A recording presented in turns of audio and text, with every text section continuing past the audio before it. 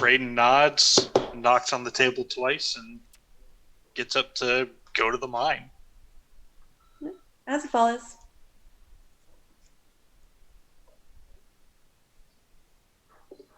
Yeah, I'll follow. As I walk by the table that the militias, I like bump into it, trying to like knock their drinks over. They don't give you any trouble. Uh, Not at all. Nope.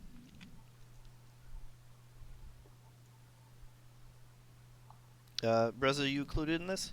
yes, absolutely. Okay.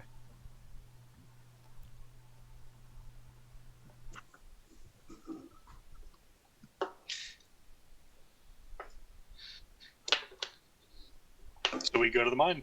Sounds good. Go into the mine and we're gonna kill some kobolds. Theoretically, it might just be a bunch of dudes with daggers and down there. Might just be a bunch of dudes with really sharp daggers. We will fuck 'em up anyway.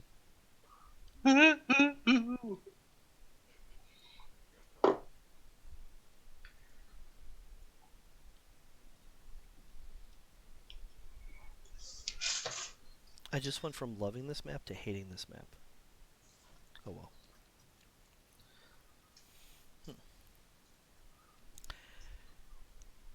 The journey from the tavern to the mine doesn't take long. It's just on the other side of town. Once you leave the town proper, there's a path that goes right into the mine. It's at the edge of the forest that's beyond that, so you don't have to go through the forest to get to the mine. As you're approaching the mine, you do notice a piece of wood stuck in the ground with a board on it, and then someone wrote on the board, but it's in like black chalk or coal, and it's not until you get up close that you can tell the difference between the letters and the sign, and it says "Kobolds only" in common. Oh, they can spell. That's adorable. It is spelled right. What do we know about kobolds? Great question. You can throw. I think we're talking nature at this point. Anyone with any kind of draconic background or knows how to speak draconic has advantage on the roll.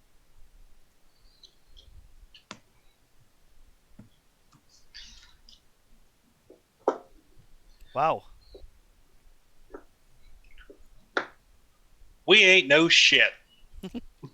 Most of you did a lot of time studying the bigger stuff. You never thought you'd have to work your way up.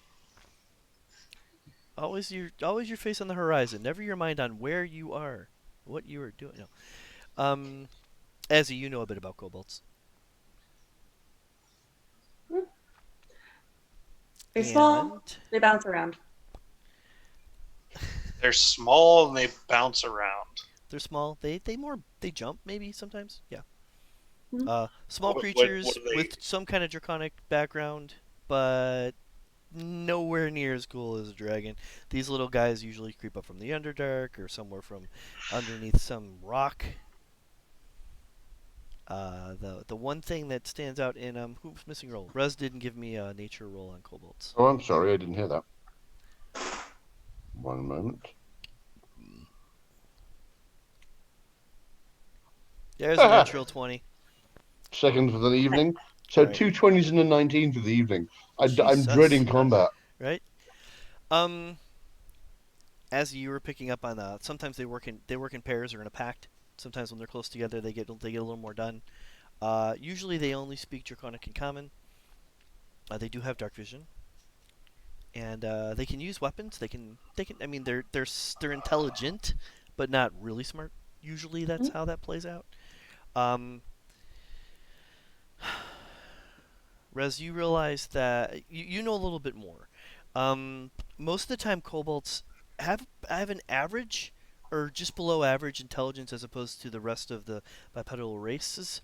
But every once in a while, one of them gets gets a surge of intelligence, a little bit of knowledge there. And most of the time, they're mistaken for stupider than they are because they don't speak common fluently. So people are hearing them say shit that doesn't make sense, but they're not really all that dumb. They're average-ish. Yeah, got it. You know how pack tactics works right out of the bat. If they're close to each other, within 5 feet of each other, they're going to get advantage on their attack rolls. They can work together strategy-wise. They've learned how to come together as a pack to get the job done. I tell everybody that we got to keep them apart. Now, the kobolds in Icewind Dale are a little different than the kobolds in the rest of the Sword Coast. You know that they've actually developed when kobolds stay out of the sun long enough, they develop a sun sensitivity. Mm. And any of the kobolds in this region have that problem. Which isn't going to matter much because there's no sun here, but Yep, got that. your character knows that. Dark vision's up to 60 feet, and usually more dexterous than strength-based. So. Got it. Are you relaying that to the party? Every word of it. So, what do they look like? I relay what they look like. Can find you a picture of a kobold.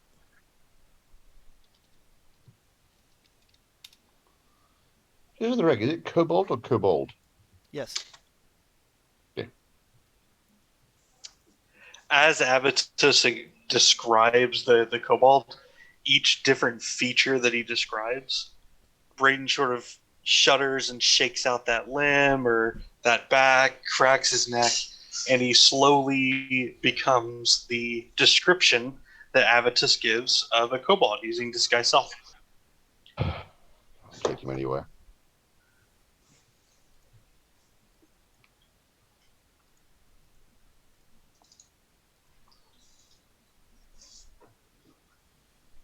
Copy that.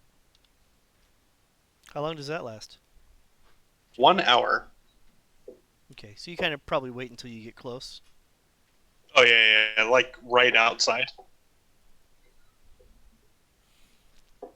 Now, the only thing I have to ask is, does that specifically say you can't go from medium to small creature, or does it not? And are you a small creature or a medium creature? How does that play out?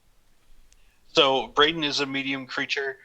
If I have different dimensions than the creature that I'm emulating, then the illusion is correct. But like, if somebody were to throw a dagger above the kobold's head, it would still hit me in the chest. Like, it doesn't change my actual dimensions or anything. Okay. It just basically makes me invisible and replaces me with whatever Avitus describes the kobold as. Okay. Barb says hi.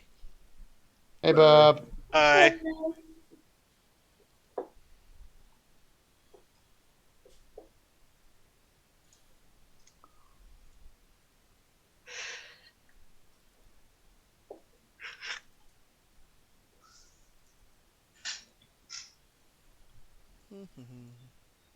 Ha.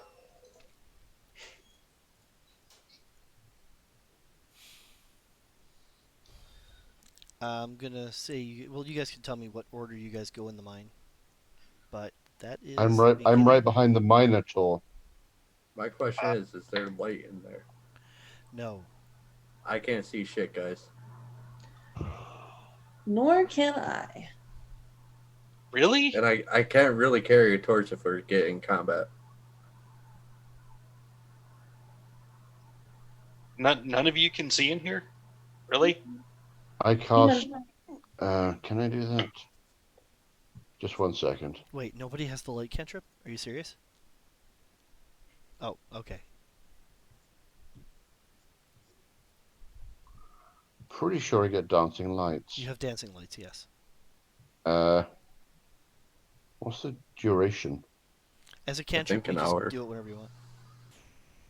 Yeah, I think the duration per cast is an hour. I could be wrong. Dancing lights duration is 1 minute with concentration.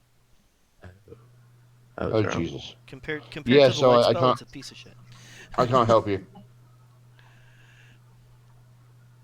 Oh my god, nobody took light. I mean, if someone wants to carry a torch, that'd be great. I'll carry a torch. Why not? No problem. But Listen, I know I'm attractive, but Yeah, we all saw that inter-party- coming.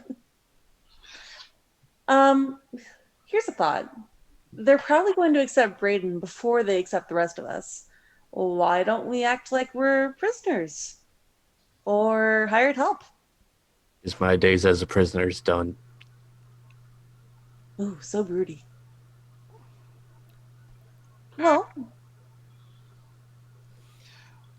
Well, why not just let me go down there first? And then I'll go down there and be like, oh no, it's spooky adventures. And he does the ridiculous arm waving, and he makes a fool out of himself. And I'll see if I can scare him off. Yeah. I don't Sounds- think they scare that easily, but sure. I don't know. Braden's a pretty good performer. I think he can pull it off. I didn't say he couldn't try. I said he can. I just don't think they'll scare easily. One way to find out. Then go ahead. Braden's going to trepidatiously walk in. Trepidatiously. What a Define wonderful word. trepidatiously in this situation, because I'm getting a little nervous. Yeah, exactly.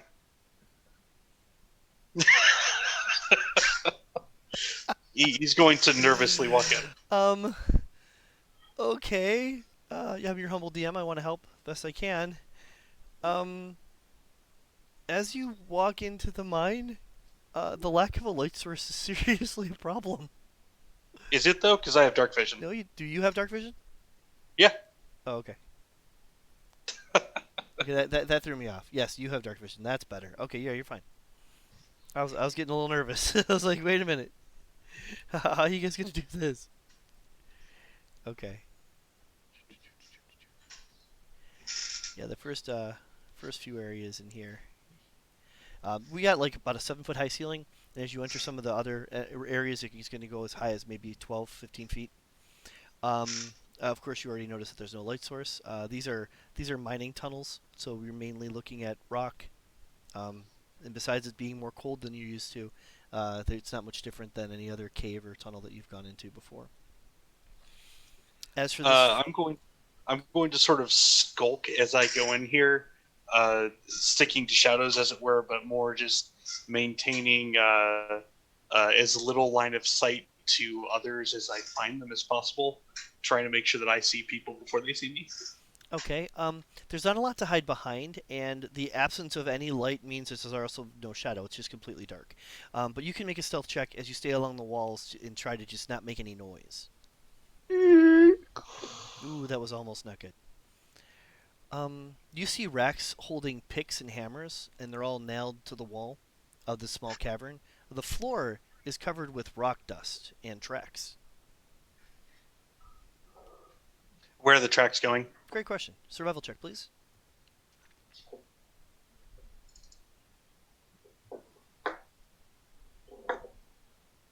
You see human, dwarf, and reptilian tracks.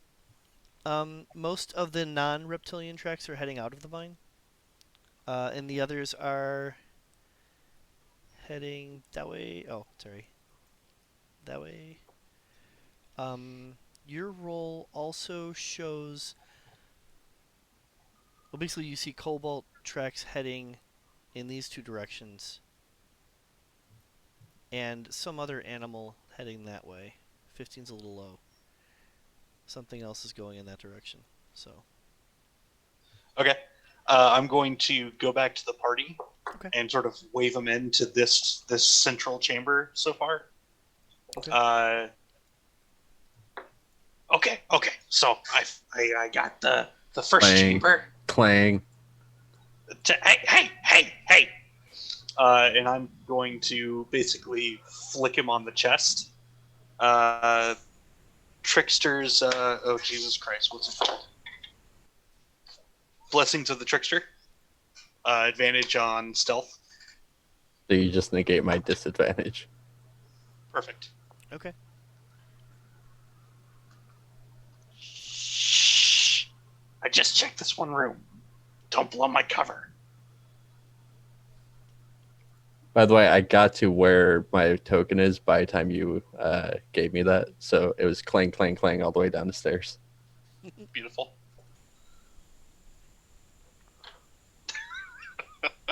And now I'm super stealth. So once they're in that room and, safe for me to run back to in case things go horribly wrong, I'm going to continue down this pathway. Okay.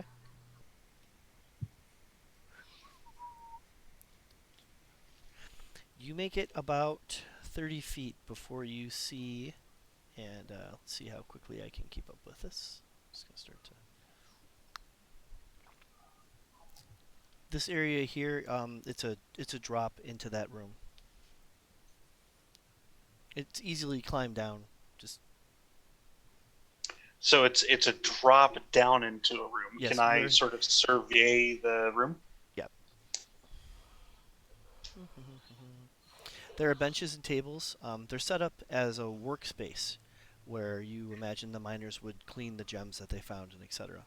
You see gravels and pebbles all strewn around the floor, and scattered across the floor are a few hammers, picks, and broken lanterns. Before I forget, I'm going to change my illusion slightly to give myself a few bruises and wounds. Make an Arcana check, please. Okay. You want to tell me about these bruises? Mainly from the back. Uh. So cuts, just large, like I was hit with like hammers or rocks or something. A few burns, mostly on the back, but a few on the front. Okay. I want to make it look like I was running from a mob. Okay. I'm gonna hop down into the room Okay. and just make sure that there's nobody else in there. It looks like whoever was in here left in a hurry. But there's nobody else in the room at the moment. Okay. Is it reasonable for me to assume that this pathway here is going to link back up? Yeah, you can actually see that far. Okay. Then You I'm can- going to go back you to can hear- the group. And When you pass this area, you can hear water running. Some kind of underground lake. okay. I'm going to run back to the group and sort of beckon them back to the room that I just explored. Okay.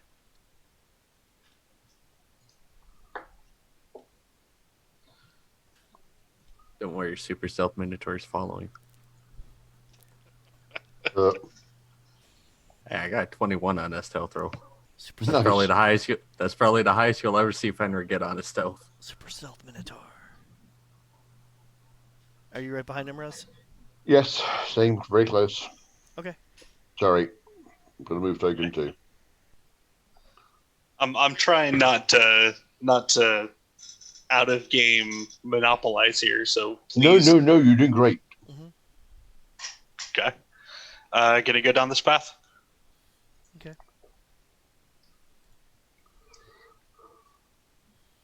And from there, you can see well, you get to about here, and you can see the beginning of like a wooden platform of some kind. And then I'll open up the rest of that area there.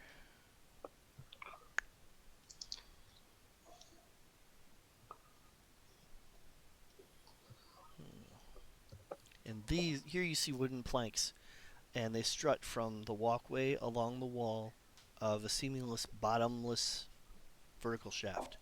There's a narrow waterfall that's cascading down the northeast wall, and the sound of that rushing water is making it really loud because of the confined space.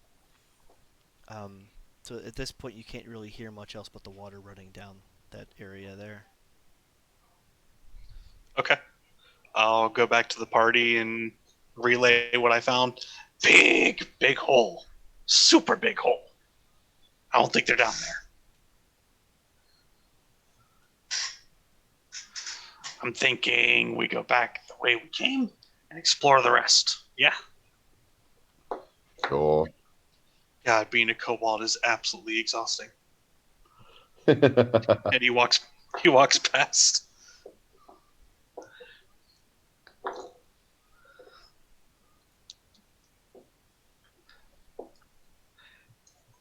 He's probably going to go this bottom route first.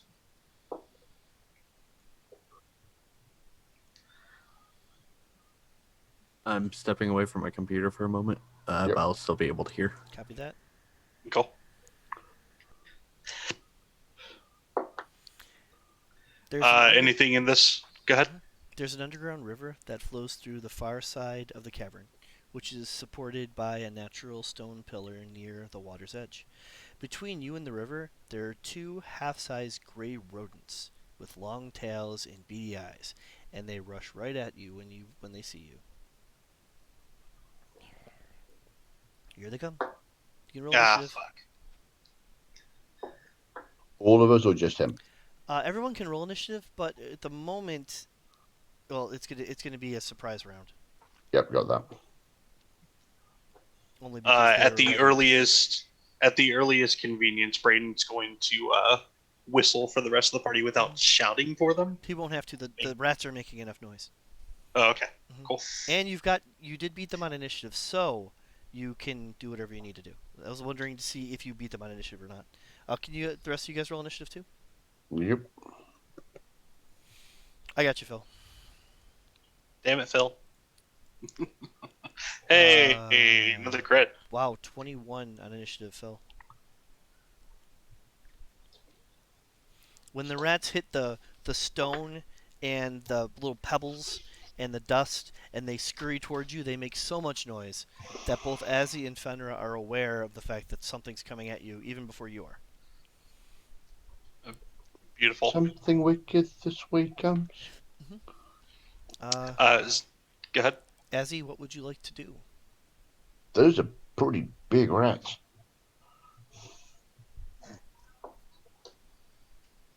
Mary, you're muted.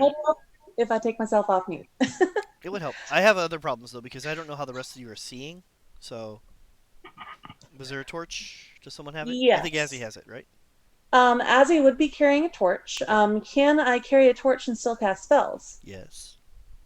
Okay. You need one hand give me free a to moment. cast spells. Okay, let me measure out how far I can go.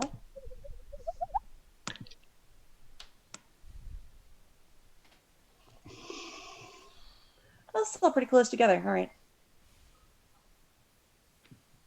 So I should be able to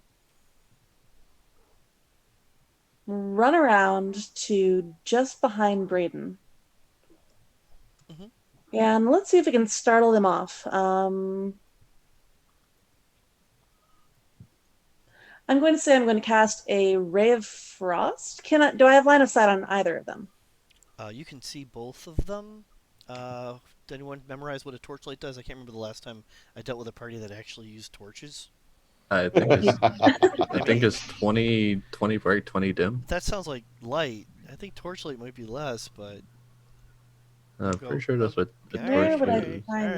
that? No, we're good. We're good. I thought so. Go ahead. I was hoping Phil would look it up. Yeah, unless Zach already knew. I did just look it up right this second as you were saying that, and it is 20 and 20. Copy that. So yeah, you can see both of them as the light flickers into those rooms. If I was back here, would I be able to see giant rat in the back there? Checking now. I'm gonna go with no.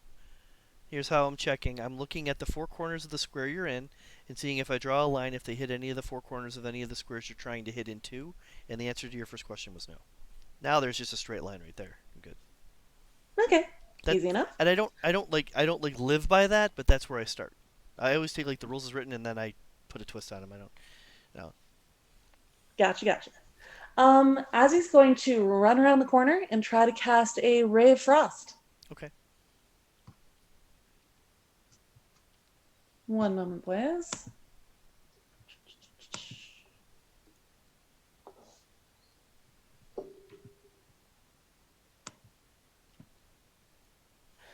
You have hit the rat with Ray of Frost. Excellent.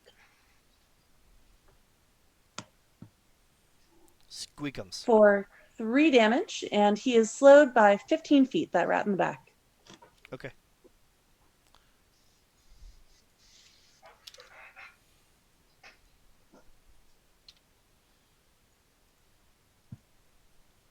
All right, that's all she's going to do.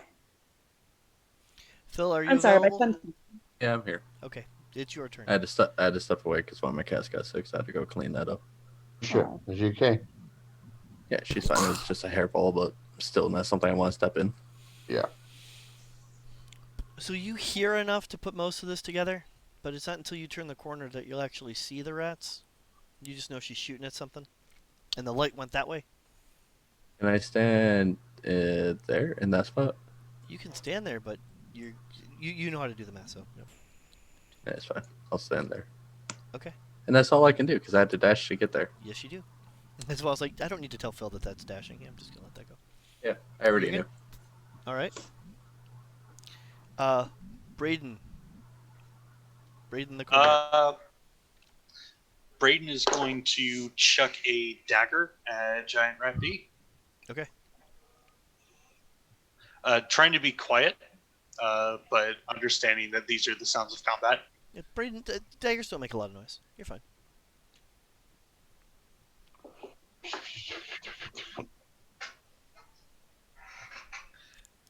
That's a miss. So then, yeah, I don't even need to do anything else. I'm just gonna chill there.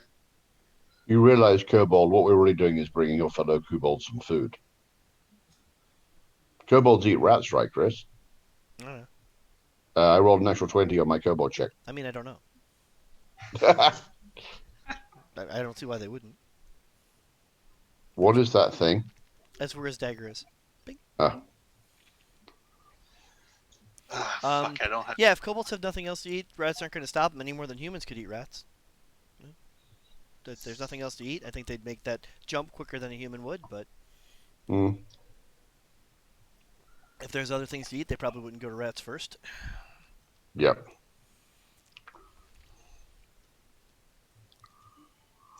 That's it for me. Giant rat 1. Squeak 'em! Turns, Minsk and Boo were super. bless you, tries to bite the minotaur as it passes. gnawing on your back leg, but not getting anywhere. Did you get advantage on that? Sure did. The other one does the same. Oh, that one hit. You take a little bit of piercing damage from that rat down there, Phil. Okay. Good lord. That is quite a bit of rat damage. 1, 2, Giant rats. 3, 4, 5, and that's as far as I can go because I can't end my turn on Azzy. I can't end my turn on Azzy, can I? No. Okay, and I'm pretty sure I'm done at that point. So yeah, end of turn. Oops, sorry, Azzy. We both clicked. Azzy, it's your turn. All right. Well, sounds of combat are going on. I'm going to try to cast a. 1 second. Let me get my character sheet up. Fireball. See if I can hit one of these rats. Okay.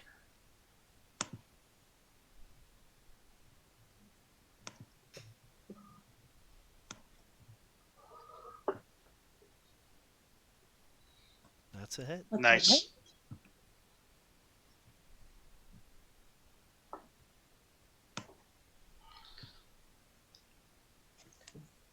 Squeak up! Nice. Blep. Blep. So far you cast Firebolt now. What did you cast before? I cast Ray of Frost before. Okay. They're both cantrips. You're seeing a visual necrotic resilient energy on the torch as you cast while holding it. There's like a blue line and a red line now. Fenrir, you're up. I pull up my greatsword and I swing at the one that tried to bite me but missed.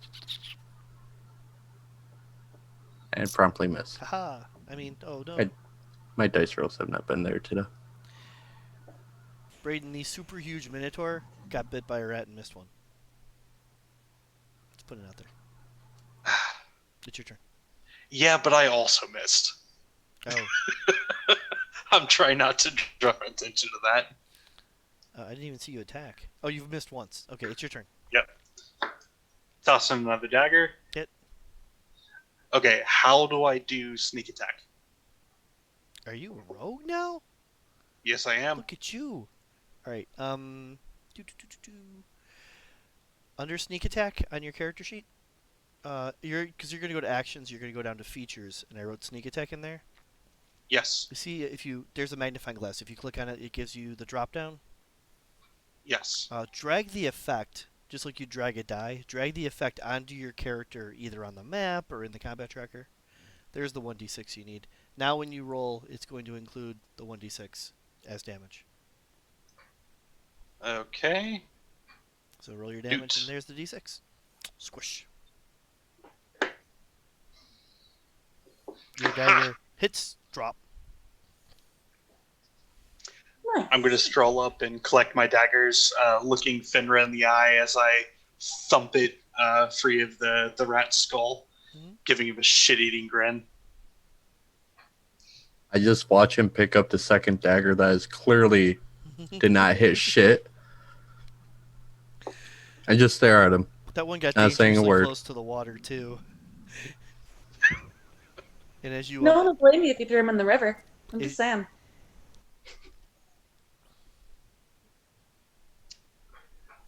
Braden graciously ignores the Braden, look. can you throw a nature check as you get close to the river there? You go to pick up that dagger and you look up and you see the water. You have a nervous feeling when you look at that river. You're like, that's moving kind of quick. That's you're not sure how that works exactly, but there's something called current. And you're like, I don't know if I want to be in that water. But yeah, we'll move on. Yeah, I'm gonna scurry off. Yeah. How's Finra looking? He's looked a I'm little fine. better. There she is. Just waiting for you to make that jump. You'd have to ask him how he feels, but he's looked better. Fenrir says, I'm fine. Sorry, I'm eating, so I can't do my voice now. You sure there, buddy? Yep. Says the Kobold. Oh yeah, that was definitely Braden's regular voice. It's like reminding everyone that you look like a Kobold. Oh, okay. Let's go. Okay. Suppose I'll make a new stealth check. Yep, what I expected. You don't have Oh wait, advantage I anymore? forgot. I forgot the advantage. Yeah, you think you still have that? Oh yeah, Yeah, I do. you've got it. Yeah, I for forgot to click like it. an hour. You want me to reroll or take the 9 plus my 3? You can reroll the advantage. Oh, Yeah. you can take the 9. Clang, clang, clang, clang. Ah shit, I lost my token. Clang. Just. All right, so as you look into this area, the floor in the east end of this dusty cave is 5 feet higher than the west end of the floor, with a rocky ridge separating the two areas, except for the slope on either side. Now there's picks and shovels that lean against the ridge. Small gem deposits in the ridge and in the walls of the cave gleam seductively. I mean, that sounds like something we should do. What, gleam seductively? Braden I does that see. already. I gave that up. Like I used to need that, but I'm tired. I'm older, you know. Braden's gonna come back to the party and point out the gym lines. Guys, does anybody else notice a distinct lack of kobolds? Mm. Yeah, no, I definitely noticed that. We're gonna have to go down the hole, and I really don't want to go down the hole.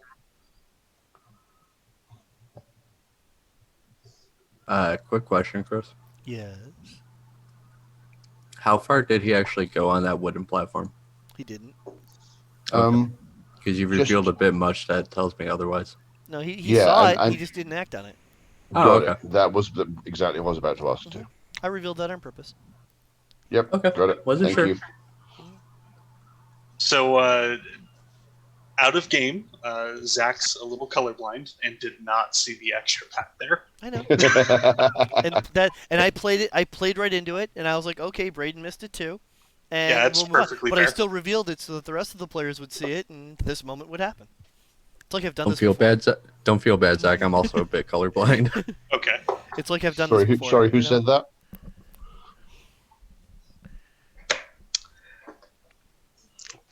I will BRB. Braden is sort of motioning towards the veins of gems. But it's not until as he enters the room with the torch that they look real pretty. Oh, I can But believe it that. also looks yeah. like a lot of work. Mhm. Hell of a lot of work. There's pickaxes there. You can start slapping against the wall for a while. You're not sure if it would pay off or not. That's a whole different job, mining. But there's possibilities. No, I think I'd rather have people mine for me. Yeah, And probably after the kobolds are done. just putting it out Let's there. take care of the kobolds and we can decide from there.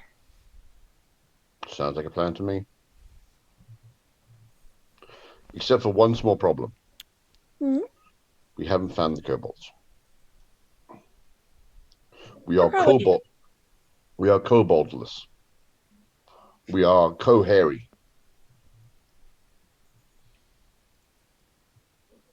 They're probably down whatever hole Braden mentioned earlier. Could be. Deeper in the mine. I'm thinking though, we might be able to increase our pay if we can close off this hole. I know the miners haven't been able to. But if we can block the entrance to the Underdark, they'd probably be especially grateful. Maybe willing to pay more.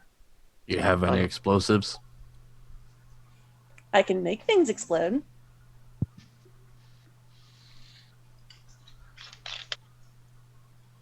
You would need a lot of explosives, or a lot of time casting a spell. Are we talking about how to get the gems? Is that what's Nope. happening? Yep. The hole. We're talking about closing up the hole so that the Underdark doesn't bother them anymore. Okay, but why deny yourselves a future job? He has a point. I like where your head's at.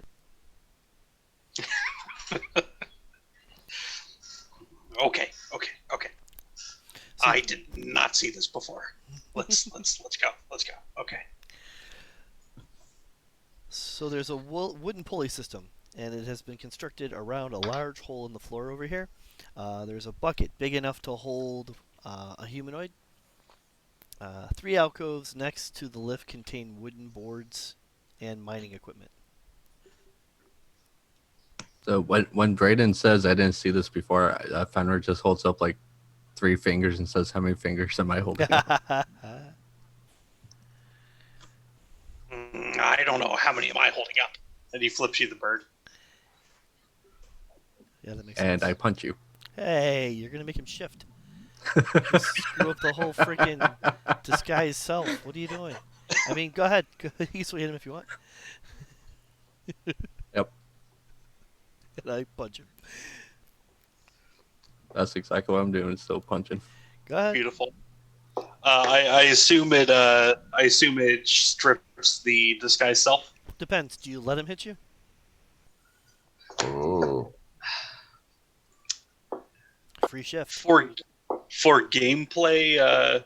For gameplay, I'm gonna out of game let him hit me. If that Oh. makes sense. Okay. Yeah. If the player is letting him hit, but the character isn't, he still gets Yeah. hit. Yeah, I understand. Yes, that's exactly what's happening. Yes, there are plenty of times that I'm acting like my character and then I'm actually me. Yeah, I understand. Imagine there's somebody out there, and I'm just a character. I get it. Sometimes he's not paying attention. Fucking jerk. I mean, okay. Yeah, you shift. The Kobold thing wears off. You shift into. And there's no damage involved. It's just hilarious. God damn it! He stumbles. He falls on his ass, and as he does, the impact just poofs out the extra fur, the extra muzzle.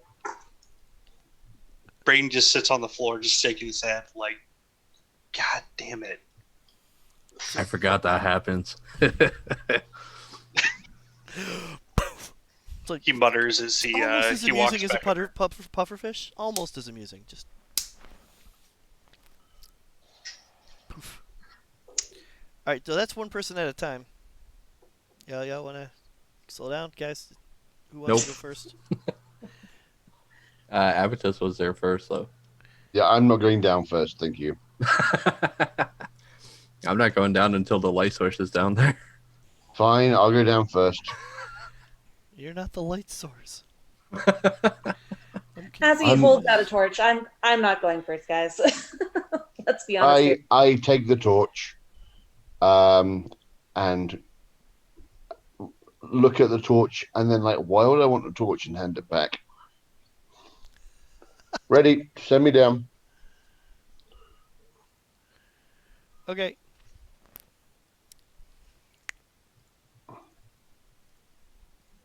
Ah,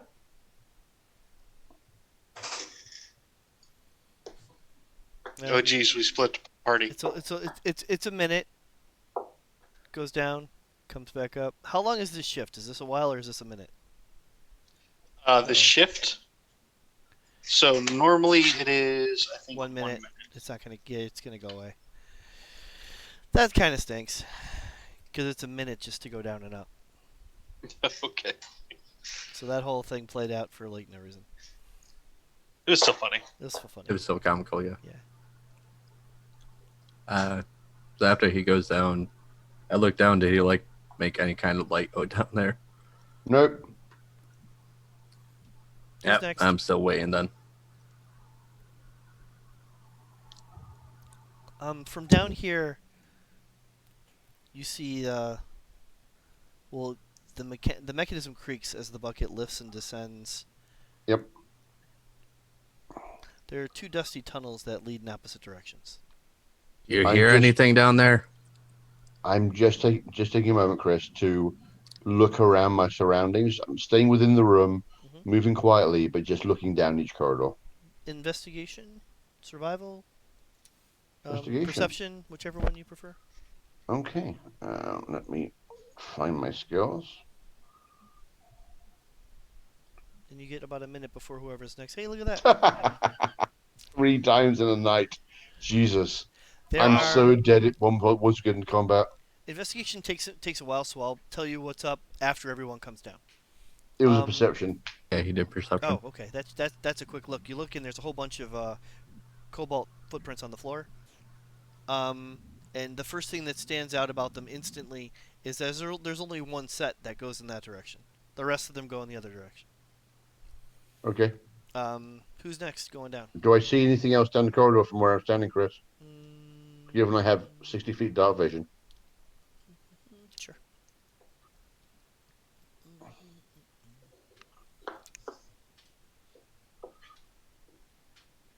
Huh? And See what that- likewise, just poking my head around there. Oh, 60 feet. You can see all the way up in there. Hang on, I'll redraw this.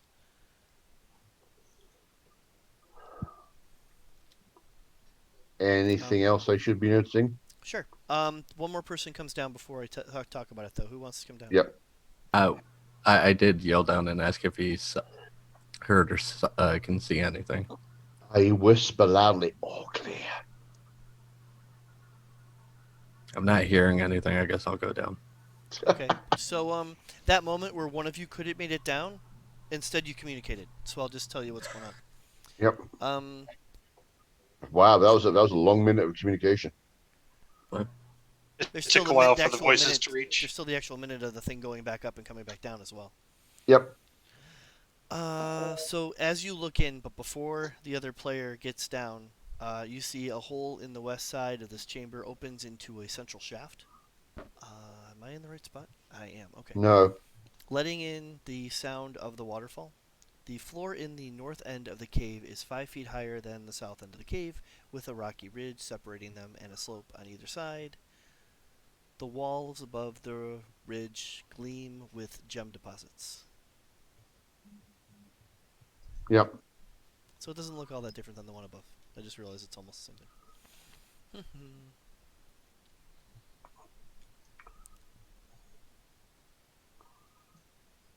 So Fenrir's going down next? Yeah. Is that the plan? Because he didn't respond. Well, he responded, but whispering up that, I don't think I would have heard it. So I'm just like, I don't hear anything. I guess it's safe. Yeah, Okay. makes sense.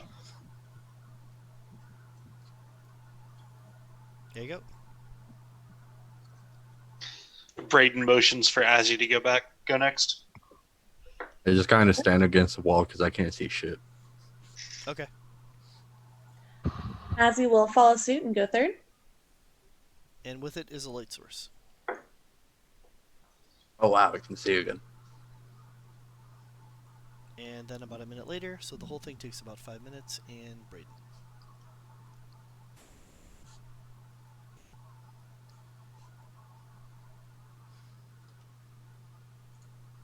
And at this point, you can see into this area. It just kind of tapers off.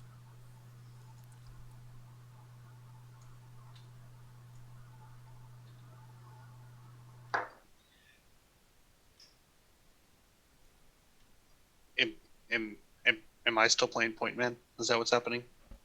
I don't know. No, Oh. I'm looking. I'm continuing to edge forward very quietly, trying to keep a torch wall behind me. I just have better dark vision.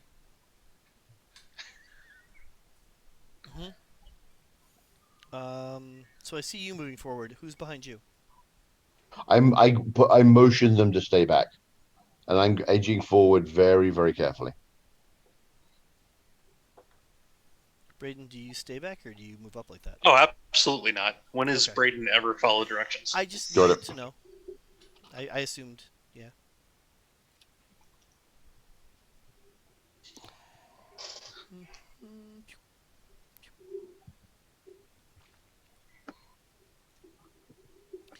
So, Rez, as you look in that room, a table and chair are set up in the area to create a space for the miners to take breaks. But on top of the table is two kobolds. They're poking at a giant rat with their javelins to make sure that it's dead. And then the kobolds screech loudly as they notice you. Given I was trying to move quietly, would they actually? Do I get the stealth roll or? You can make a stealth roll. Oh. There we go. Oh, Jesus.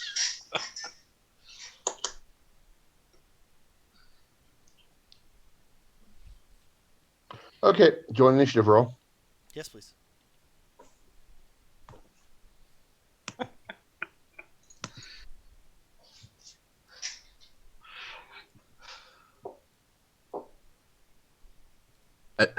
As I hear the kobold screech, I just looked at Azzy and say, I don't think that went well.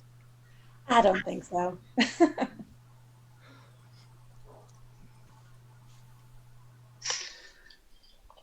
Well, I'm looking at Fenris' turn. The kobolds set out a large screech that echoes the chamber, so you can't miss that.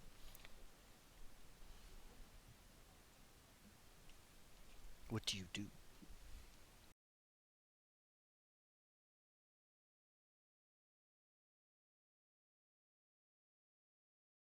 Okay.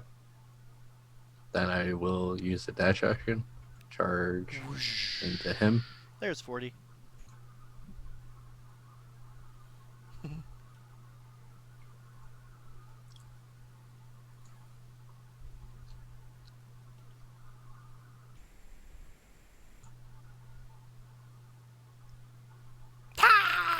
And now that's my turn. No problem. You are charging into low light, but it's not ranged, so I'm not really worried about it. His name is Small. That is incredible. If I were to move here, would I be able to have line of sight to Small? Mhm. Beautiful. I'm going to shimmy up over there and toss a fucking dagger.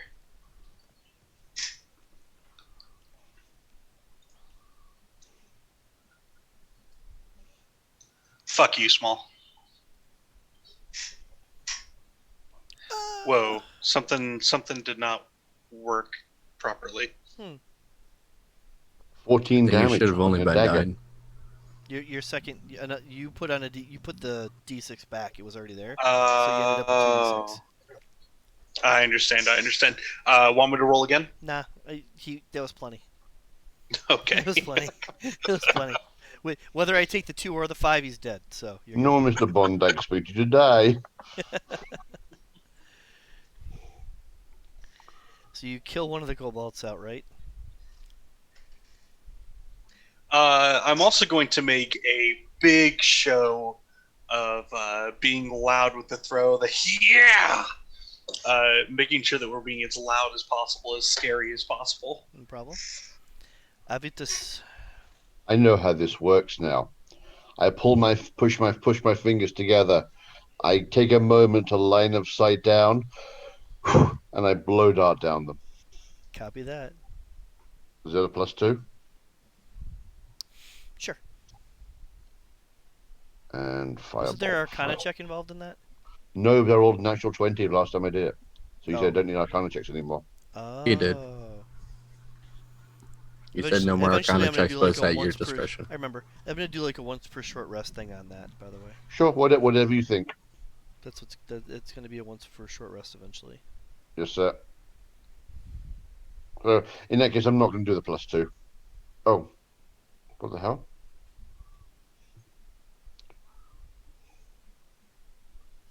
I hit.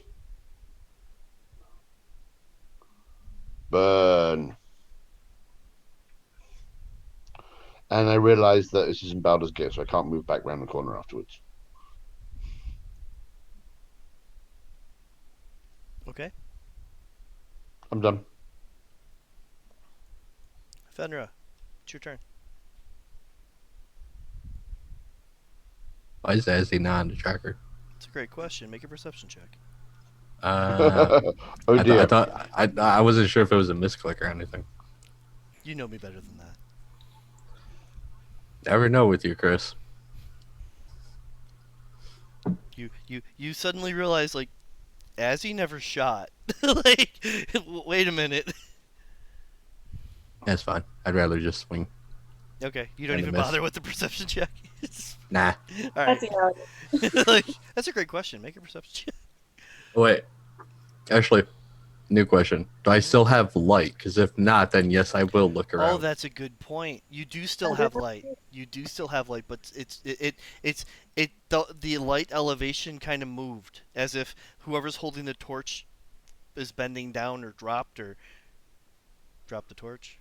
So she made a move you didn't think was gonna happen. Yeah, the light source got weird for a second. Oh, And then as long as I still have light, then I still swung and missed. and then it's less light than it was a minute ago, but it's still light.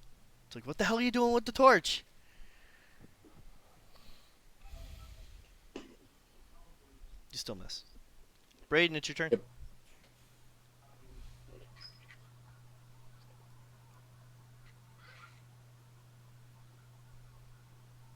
Braden? Sorry. How noticeable is the change in light? To Braden? Braden can make a perception check too. No problem. Do. You have dark vision, so I imagine you're pretty sensitive to light. That's what I'm thinking too.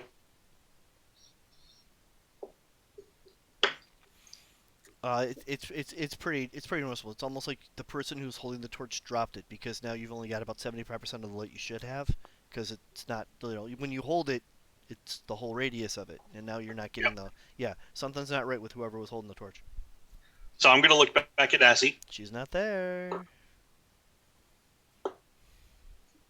Ah, fuck. Braden is going to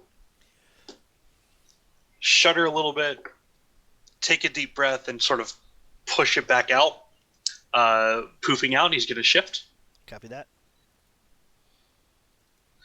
And then 1, 2, 3, 4, 5, 6, 7, 8. That is my normal movement. When you get to here, you can see Azzy up on the ceiling in the arms of that.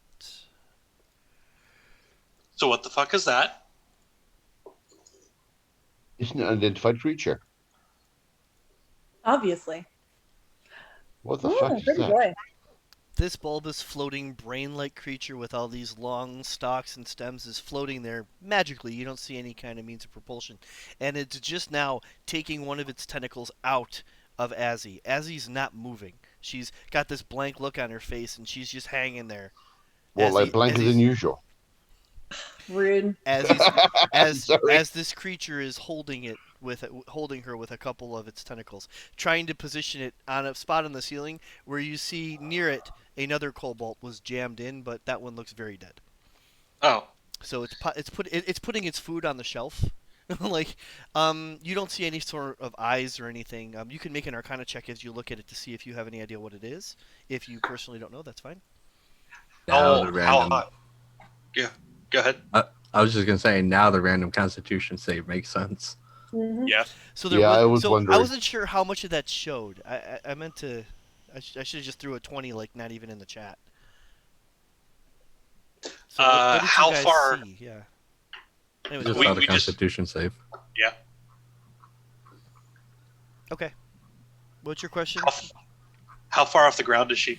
Well, the ceiling is 12 feet up, and she's taking up 5 of that, so she's about 5 to 7 feet away from you. Really, you can probably grab onto her ankles if you jumped.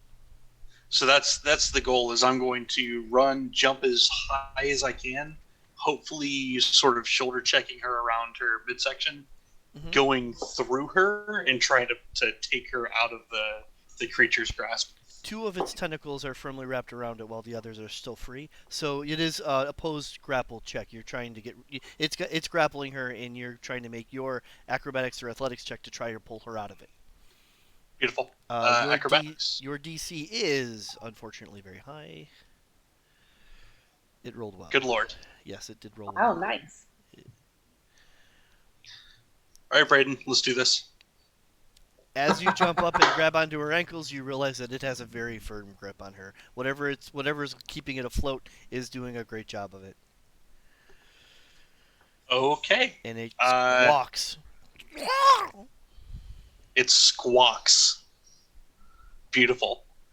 Loud enough Was for the that other my party action? members to hear it. Yes, trying to release someone from a grapple is an action. Okay. Hey guys, and that'll be my turn. Okay.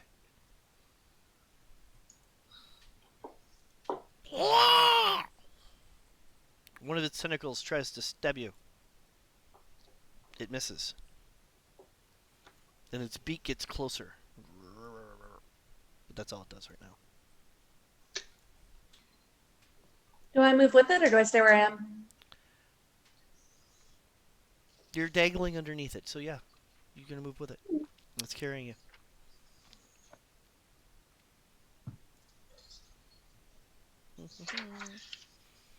Avitus. 1, 2, 3, 4, 5, 6. Make an Arcana check as you enter and see this creature floating. I think I should try. That's a Nope. floating brain with tentacles. Wow. A beak. Looks smart. It might try to devour your intellect. Shh. He said it looked smart. Doopy doopy doopy doo. I don't have much of offense yet. Realizing that my party member's in danger, I'm actually going to do my little Amy thing and take a moment, steady myself, and then let rip. I forgot to click on the thing. Could you? So I just roll damage on Oh it. yeah, roll damage on that's a 25. You hit, no doubt. Bam! Nice. Nice. God damn. And I yell, "Come at me, brah!"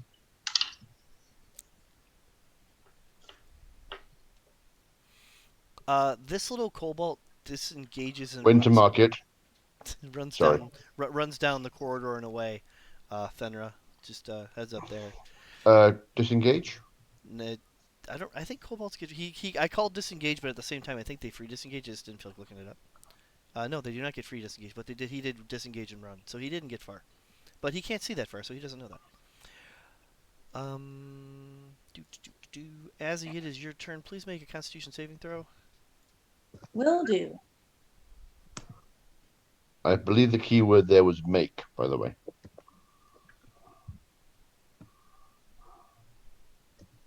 That's not making it. No, it's Nope. not.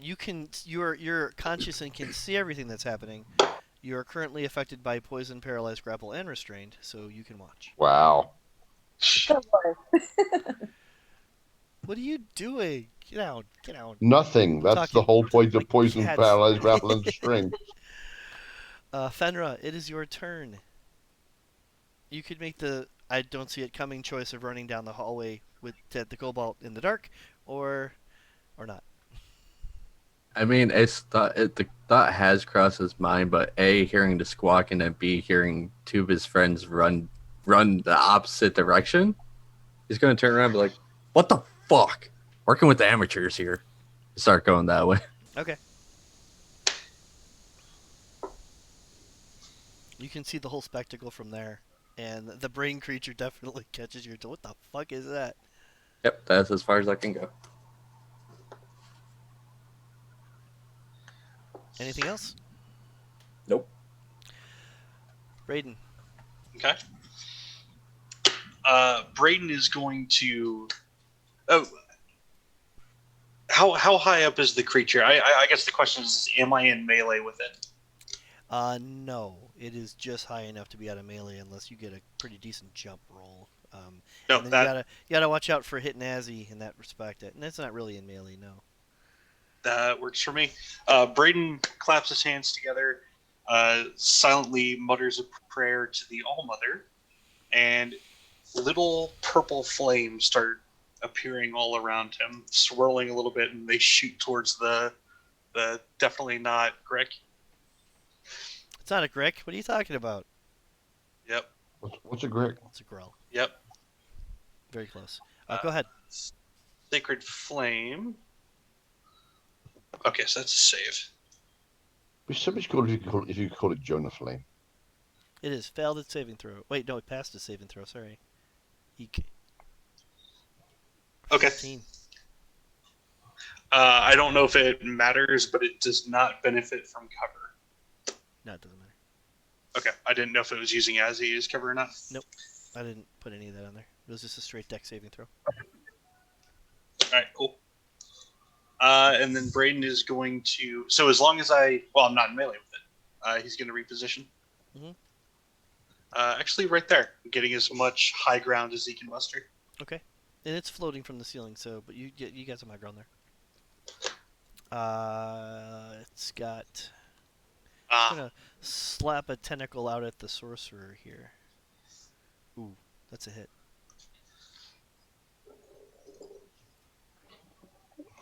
Nowhere near as impressive as the firebolt. And it squawks again. And Reza, you're up. What are you doing?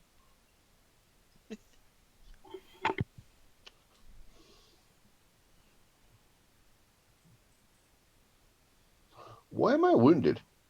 It just stabbed you. How did I miss that? Am I falling asleep? Maybe.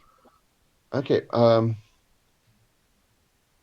Realizing that I'm in danger, my party's in. Yeah. I'm in danger. My party's in danger, and actually being a little scared at this point, I push forward a fist, point my fingertips at it, and push a firebolt out of the very palm of my hand, using my fingertips to concentrate the flame. Okay. Are you using the +2? Nope, Oh, I okay. used it last round, Okay. but I hit. Yes, you did.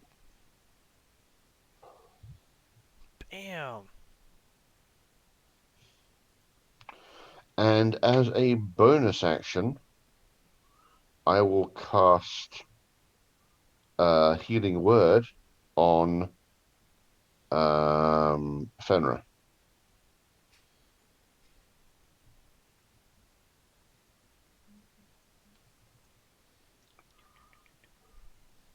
Okay. 4 points. Bling.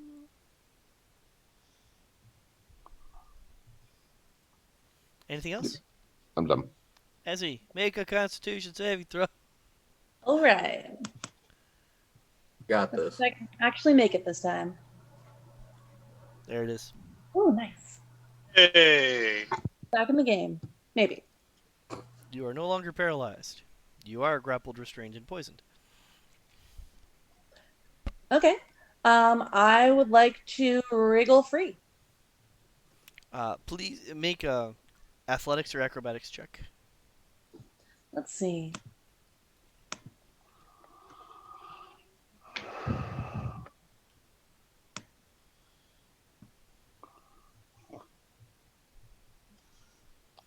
Things didn't go so well, Damn. but you're awake. Keep in mind, you can cast an attack on your next turn, even though you're still grappled. You can still like shoot. Okay. You're just at Can I use a ranged attack while I'm within melee range? Does that Yeah. provoke at all, or? You have disadvantage, but you have disadvantage anyways because you're poisoned. But right now your turn's over. All right. Fenra, she's up. She's moving. She's conscious. That's a good sign. Maybe. I don't think I can swing my greatsword and hit him. If you jump, you could. Okay. I will jump and I'll swing. see an athletics check on that. Should be able to hit that. Yeah, you're fine. So what is your strength? 16. And how tall are you? I'm just having fun with the math at this point. You're 6'10". 6'10". You have a modifier of 3. You've hit it. You can jump up. You can hit the 9-foot area. You're just able to hit some of the tentacles. And there's rules on that in the player's handbook, and they go on, and don't worry about them. I was just And gonna it say. Well, you also have to Um, take into account that it's a greatsword, so it's longer than I don't a have to take that standard into sword. account. You get 1/2 of your height from your the length of the weapons are mattering. They're adding it into that. What was I thinking about? There's something else that I wanted. Oh, did you get a running start? Of Yeah. course he did. Yeah. I was right. behind Avitus. Yeah, you're fine. You got 10 feet. Holy Nice. shit! Beautiful. There it is. Bam! You just cut its underbelly, and all this pulls. You took my light source! The contents of the grell pour out on Azzy as she falls to the ground. Azzy, would you make an acrobatics check for me? Because Yeah. Can I try and catch her to you help can her use with your this? reaction to try to catch her. Sure, you have advantage on the acrobatics check, or he can make the strength check. Anyway, that's you. Oh, you're still poisoned. That's right. Go ahead and Mhm. make an athletics check to see if you can catch her, Fenra. She's not at 100% yet. Can I reactively cast Mage Hand to help with that? To help with that, yes. Okay, I do that. Okay. He grabs her by the scruff of her neck, with the mage hand a little bit. Yep. You think it helped? All right. So as he gracefully falls into Fenrir's arms, I assume. Mm-hmm. And she is covered in grow guts. Sorry about that. Did anything else fall out of the grill? Like anything useful, valuable, monetarily interesting? No, they don't eat rocks and gems. Such creatures exist, but not these guys. Yeah. As he flicks the girl guts off her eyes and is like, "Oh, Cowpie, you saved me, my hero." He does have a heart. You're the torchbearer. I need that to see. Hey, I take what I can get. And he ruins it. Take what I can get. Graceful landing. Take what I can get. So, what happened? I was standing there, getting ready to cast a fireball, and then I was on the ceiling. It happens. You know, By the- sometimes it does. By the way, the one kobold got away. Oh, did he now? That was Yeah, careless of you. he ran down a different hallway. I didn't have light to chase him.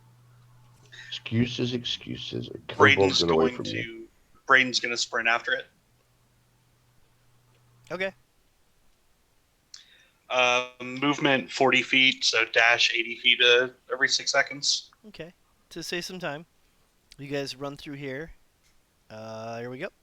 Yeah, you head up in this direction, and as you come around this area, you can feel the descent as the cavern goes down to the third level. So we're on a different map. Yay.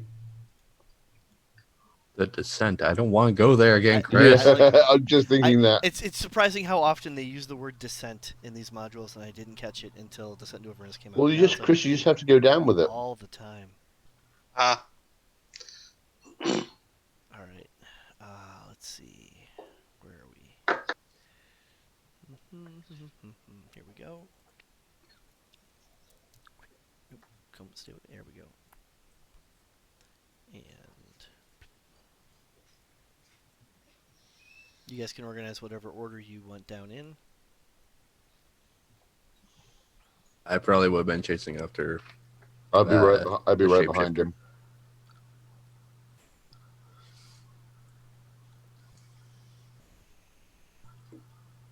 shift lasts a minute. GM, I'm not sure at what point you want to call a minute. Yeah, we're not quite there yet. You've only got a few rounds of it though, so we'll have to watch it. Duly noted. That's more fun when combat lasts the whole minute. Yeah, make it last longer, GM. I hear there's pills for that.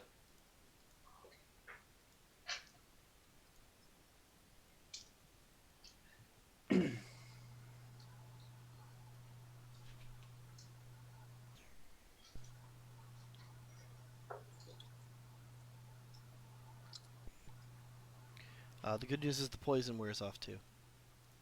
The bad That's news nice is about that. The shift wears How off. am I impacted by the poison? Do I take gradual damage or? No, it was How's giving that? you disadvantage on everything that matters. Okay.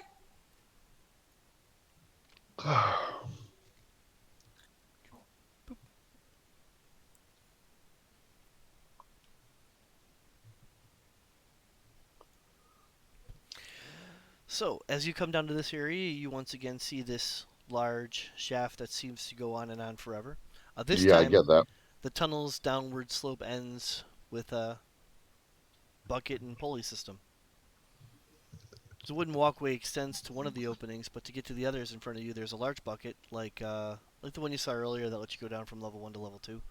This one dangles on from a taut rope that stretches across from the north to the south. About 15 feet away is a platform, and you'd have to take the bucket to get to the other side. So it's what, 30-foot jump? I'm sorry, that's 15 feet. 15 feet, yes. I can jump 15 feet. What's your strength? I really can't jump 15 feet. No, you can't. Your Uh, character can't. my strength is 8. You could jump 8 feet with a running start.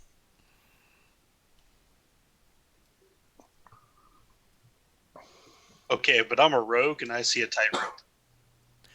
There's also a bucket. You could just, there's an easy way. There's also a thing there. Yeah, there's also like that way is connected. There's that too. Ah, yes, of course. Be more than happy to tell you what's going on over here before the party jumps over down the shaft and dies. Do Do-do-ba-do-boop. It's gonna take me a minute to describe what you're seeing. Boop-ba-doop-boop. It's another growl. I think we're done. I'm hoping we're done with that. Ba-do-boop. Ba-do-boop. What can I tell you? Ba-do-ba-doop-ba-doop. Lurking in this dusty tunnel are 3 skittish kobolds. Well, actually, there's 4 because your buddy from upstairs is here too. Oh, for a fireball. Oh, for a I know, fireball. right? One of them carries a satchel and wears he's has this like weird pair of dragon wings. He seems to be wearing them. He's got a tattered white cloth. The kobold immediately raises his hands in surrender, saying, "We mean you absolutely no harm. Please don't hurt us." Wow, that was very well spoken. Explain? Where should I begin? He's got these you could make investigation or perception check as you get a load of this guy.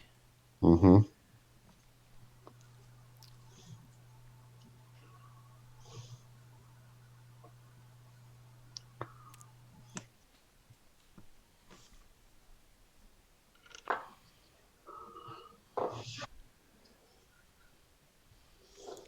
So, Avitus, am I saying it right yet? You you were saying it right. You're overemphasizing the V. Avitus. Avitus. Damn it. Avitus.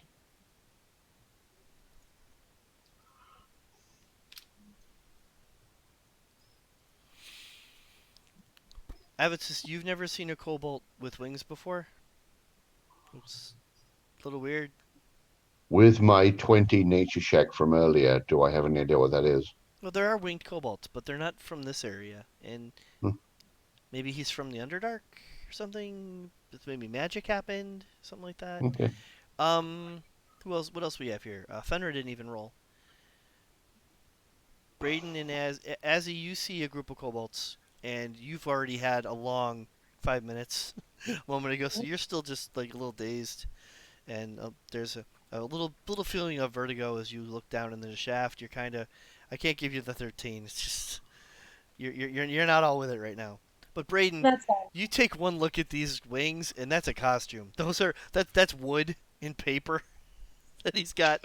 He's strapped to his back. I If you was wondering, I'm like, those twigs, yeah, but if you zoom in on the picture, it becomes pretty obvious. And hmm you see it like that, Braden. You see like some little crafting going on here.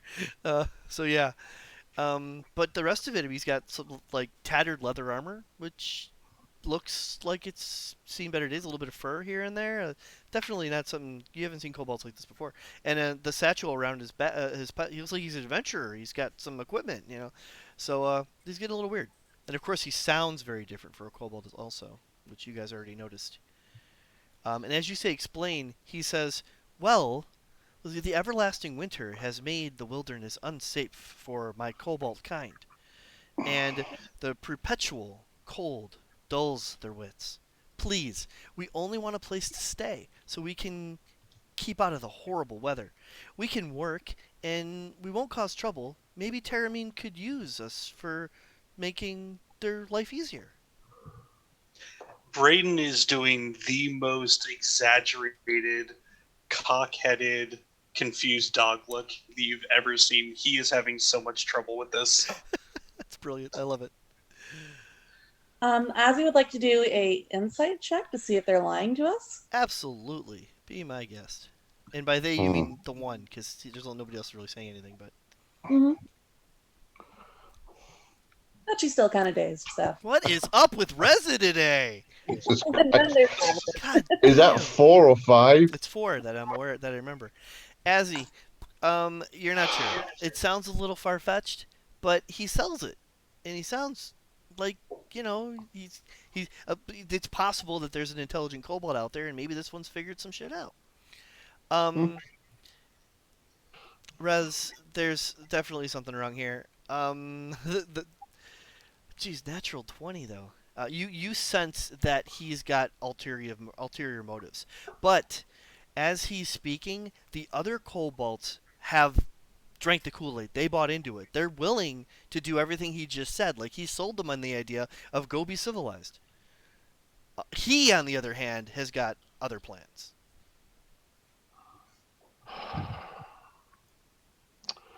That's a very interesting theory you have, and one I would be quite happy to discuss at length.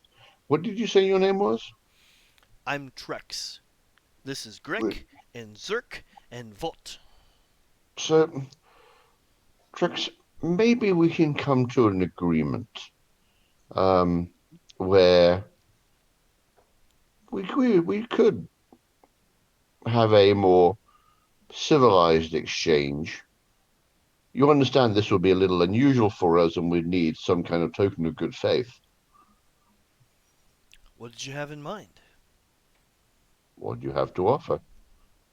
And as I do that, I'm gently playing with a firebolt around my fingers, not necessarily intimidating, but clearly not hesitant to throw something. Okay.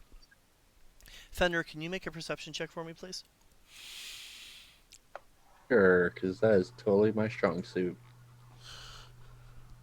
And the light Okay, actually, it wasn't that bad. the light is flickering, and it happens to be helping you off this dark chasm, both up and down. And as you look up, you can see the wooden platform from the second level and how it played into the first level. You remember how there was a wooden platform on just about every level here? Up there, you see two kobolds looking down. So they're like 25, 30 feet up, hanging from the rafters of one of the other things. And at this point, they're watching you guys from up there. They're not. They're You don't even see like ranged weapons on them. They just happen to be up there. Hmm. The hell are y'all doing up there? That echoes. There, there. We doing job. We stop. We good. Ah, ah, ah. Okay. And Trex goes, oh yeah, yeah. Okay, you guys can come on down. And Down, Surprise! down. they start working on getting to a platform, and then well, it's going to be a while before they get here. So there's a couple other kobolds.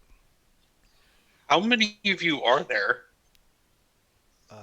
There was me and six others.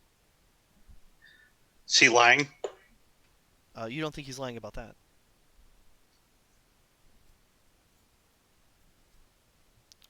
So, token of good faith. You you see him.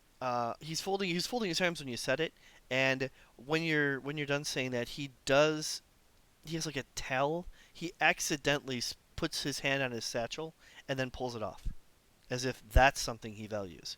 But then he starts to pat himself down, and he goes, "I don't really know what I'd have that you guys would want, except for to promise that we would work hard if the town would accept us." So, you have some interesting pouches there. Let's start with the pouch on your right hip and the satchel behind it. Let me have a look at those, please. You want me to pay you to join the town? No, I want you to demonstrate that you understand civilization involves trade of commodities, and take the first step towards civilization. To be fair, that is exactly how taxes work. Just so you know, so you're not like surprised. I was super surprised. Just so you know. Taxes. Don't you have to have an income before you have to pay taxes? Who gave? What a wonderful idea! No, of course not. Oh well. And didn't you say you'd be working? Well, yeah. Once we start working, we'll pay our fair share and Hmm. add to the town. So, as I said, the pouch and the satchel, please. What can I tell you about the pouch and the satchel? How I can I like, help I'd you? like, I'd like to see what's inside them. Oh, okay. He opened the first pouch. It seems to be like twigs and leaves and stuff. You can make a nature check. Um, and the other one has like pebbles and rocks. The satchel being the one he was concerned about. Yeah, that's the one where you can make a nature check.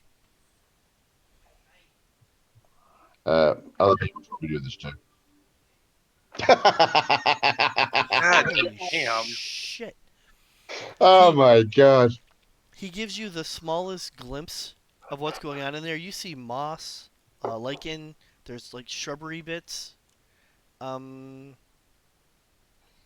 you're not sure. You can't place exactly where you've seen anything like them before, except for like the last time you were in a frozen area and in the woods and stuff. And not sure what it doesn't really. None of it seems to have any value.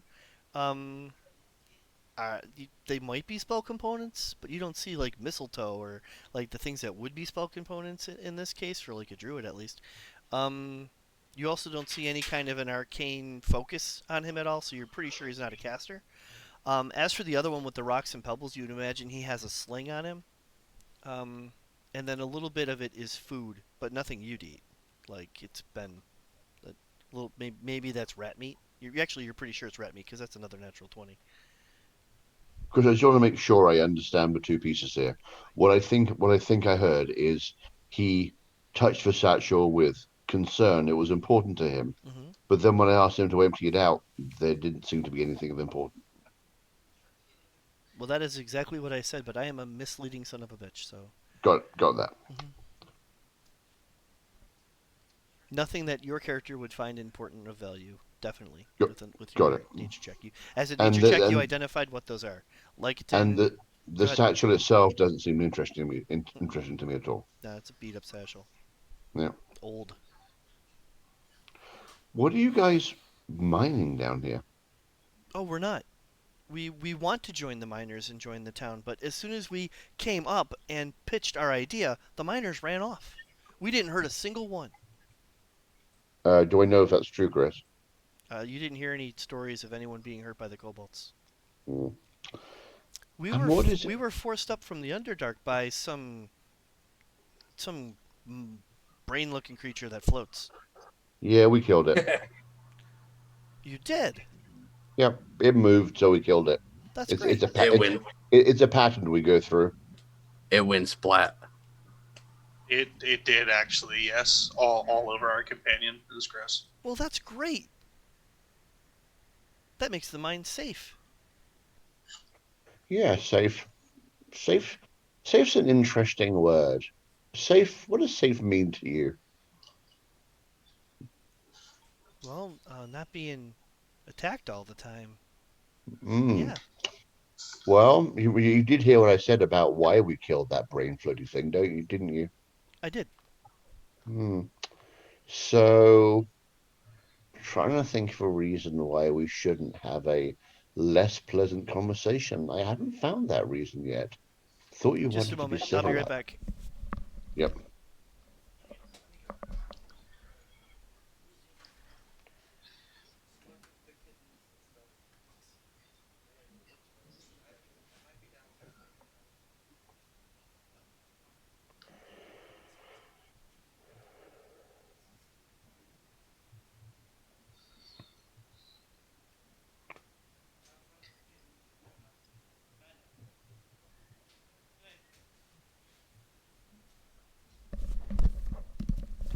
There you go. Thought you wanted to be civilized, but I'm not really seeing any reason why we should support you in this. And frankly, my patience is running a little dry. So, do And you with all that, I feel the pull out same my way? with that, I pull out my dagger and start heating the blade of my dagger with the firebolt, Okay. st sterilizing it almost.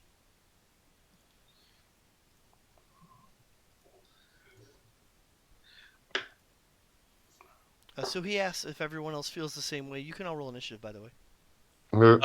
Before we get into that, quick aside. So, having some experience with fey creatures, glamours, the sort of stuff that happens with that, is that something that I should be suspecting here? Is this is weird? Is it that kind of weird? You tell me. Well, I would like to try and discern if this is a glamour. I would like to disbelieve it. Okay. That's an intelligence check to see through a glass. It's like an intelligence saving throw to see through illusion. Intelligence or wisdom or charisma? Intelligence. It's Okay. intelligence. Well, Bam. there you go. That is not an illusion. That is a kobold wearing a pair of paper wings, talking to you intellectually, and apparently rallying the other kobolds. The intelligent or the confused dog face deepens. That is not an illusion.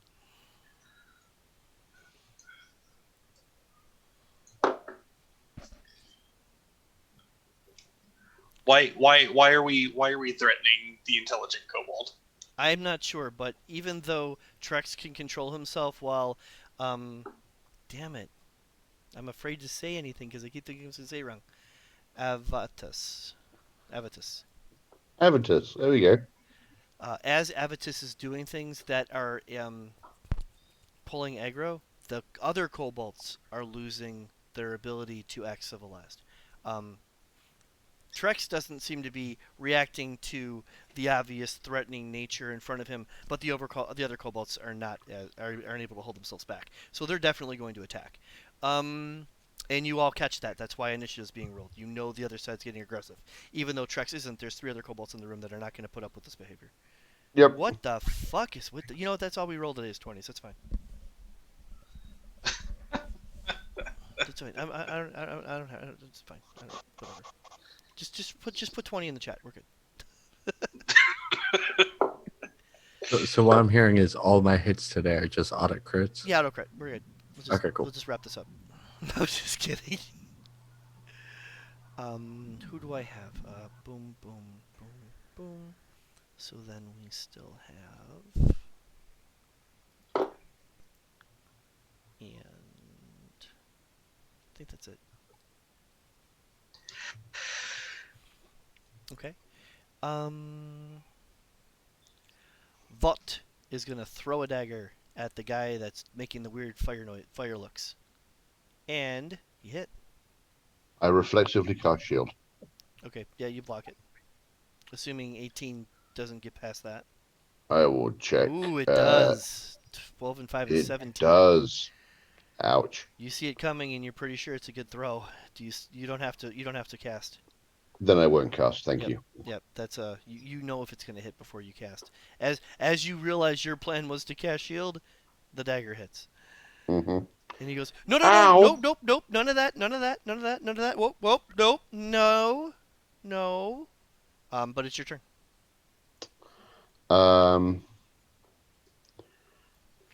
I cast minor illusion. Okay. The minor illusion is of a Grell right behind Gek. And I'm like, guys, I'm trying to get you away from that Grell. We don't need to fight. Watch out for the Grell. I love it. And having just seen a Grell, I know what they look like. Yeah, that's not the hard part.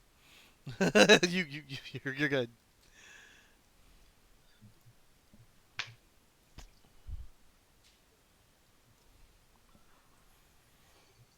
Yeah. And as a yeah,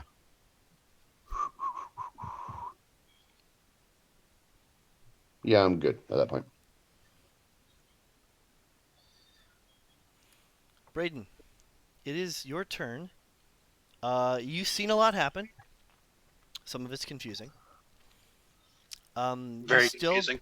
You're still trying to look through illusions, so when the Grell illusion pops up, you see it for what it is, and you put together where it came from. But the rest of this is still, you're still not able to put the rest of this together. How are the kobolds reacting to the sudden growl? Well, this is all happening around the same time. They all look behind them. Even Trex looks behind him, and they all see it, and they're all about to want to run. But where are they going except for knocking you guys off this platform? So it's gonna get weird. You're not really sure what happens next. Okay. Duck, I'll save you. Quack? He's going to duck. Okay. And he's going to Foxfire again, clap his hands together, look down in prayer, and cast a sacred flame at the Grell, making it look extra flashy. Is your intent to do damage to the illusion? Yes, and I will shoot Avitus a quick wink. Realizing what he's doing, if I'm able to, I adapt the illusion to show the Grell going up in flames. Okay.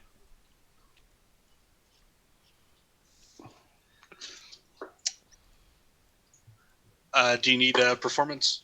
I wouldn't mind one. I'm always interested. Yeah.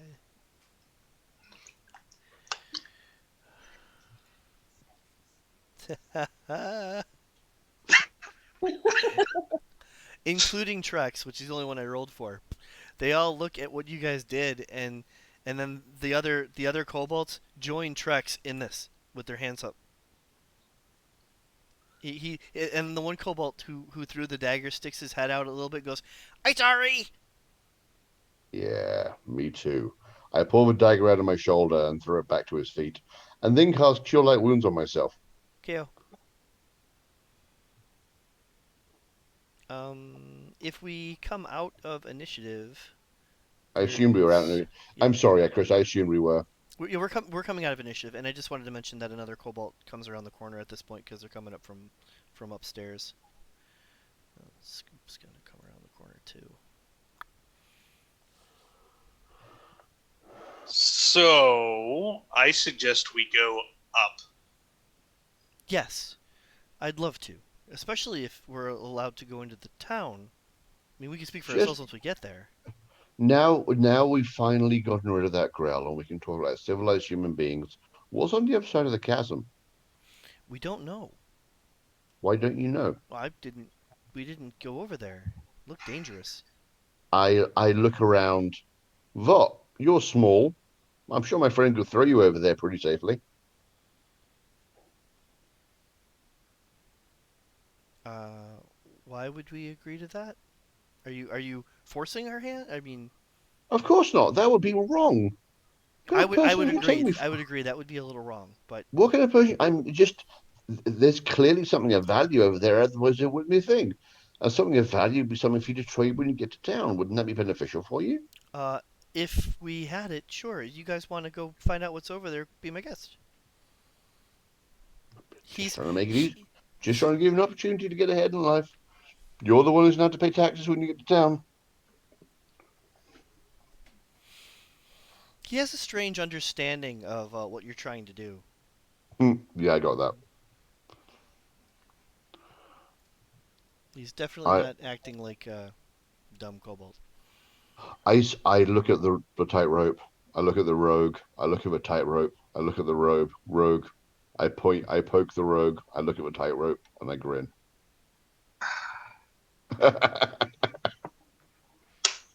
How you see? You said there's a bucket to get across, right? Hmm. What kind of rogue are you? It The looks like smart kind. it looks like miners use that bucket to get equipment and themselves and whatever they mined back and forth all the time. I'm going to get in and then look at the cow and look at the rope and look at the cow and look at the rope.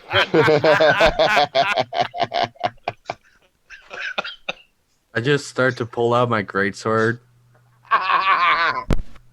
like looking at the rope, not at Braden. I'm just Fenra, The tail poofs, as does the rest of the fur. Fenra, And there are no short of 3 kobolds that had the same idea, but they're all still have their hands up. But you know it. They all thought the same thing. Braden is no longer shifted. Okay. Phil, it looks like I lost you in Fantasy Grounds for a second. yeah, no. Okay.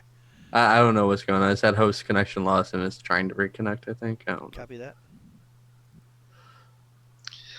You can pull yourself across. Can I actually pull myself across? Oh yeah. This doesn't look Oh, good. okay, then I'll just pull myself across. Grumbling. And you have dark vision, so you can see in there and about that far into there without going in there quite yet. Oh, hang about. So what do I see in there? Starting to clear my screen of other things, and if I need them right away, I'll be sad. In here. Yep. Yeah, it catches your attention so quickly that you actually move towards it, but it's not dangerous. What you see is a fossilized skull, partially jutting out of the east wall. What It's kind of larger skull is than- it? It's larger than a normal. It has larger. Wait, the skull has larger than normal eye sockets. A curious ridge between its eyes. Nothing that would pass for a nose. And 4 small holes where you would expect teeth to be. It's funny. A week ago, I would have had no idea what that was. Yeah, I know.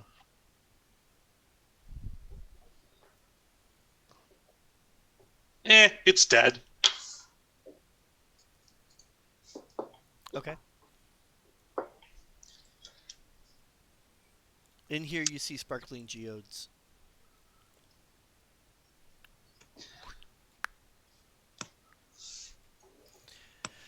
They greet you as you enter the cavern. The gems are particularly exposed in places sticking out from the walls like glassy shards. The floor rises near the eastern wall. leaving a natural ridge with stone ramps leading upward on either end. You say geodes. I did. Are these things that I can mine? You could. It looks like it would take some time and some equipment. The equipment's here.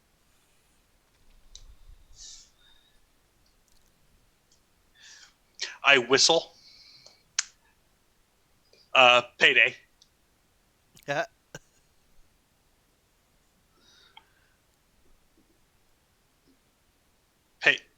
Payday? Did I not say that right? Why is nobody in the cup? I'm not getting in. I mean, I heard you. Sounds great. But didn't we just discuss that you weren't interested in what's over there? I get in the basket. I'm not going to get in Zach's cup, even in a game, and winch myself over. You're over. Before I go over there, I'm having a good look at this skull. Is there anything else embedded in the rock that I notice? Let's take a look here.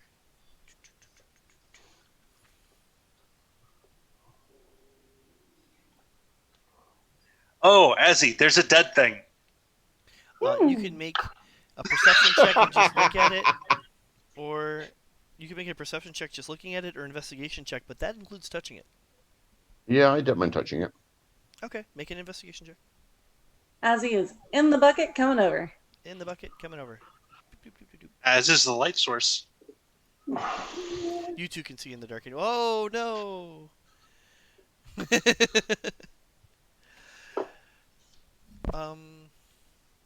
You are able to conclude that this is indeed the skull of a mind flayer. Really?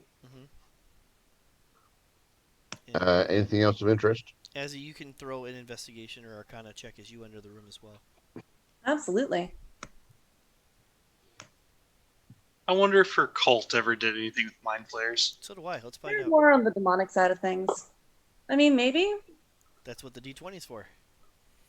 Let's see here. Investigation. Chris, can I use the fact that I'm got their head? No, too late. Well, if you were trying to improve her roll, she's got it. Yeah, that's definitely the skull of a mind flayer.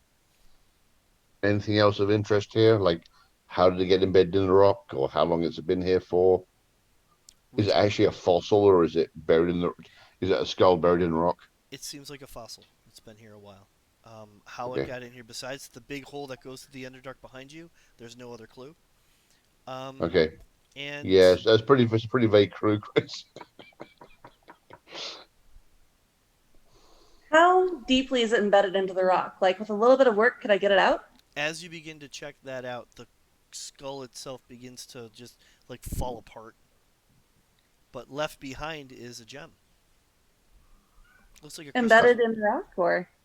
It's as the skull itself falls apart, there's an area where this crystal shard is, and you could just it's still touching the rock, but a little bit of a it's Azzy that's got these questions. She's the one that's got her hands on it at the moment. Yep, got it. She is going to just do an arcana check You could as do she cautiously picks up the gem. You're yanking it out of the wall. Got it. Yeah.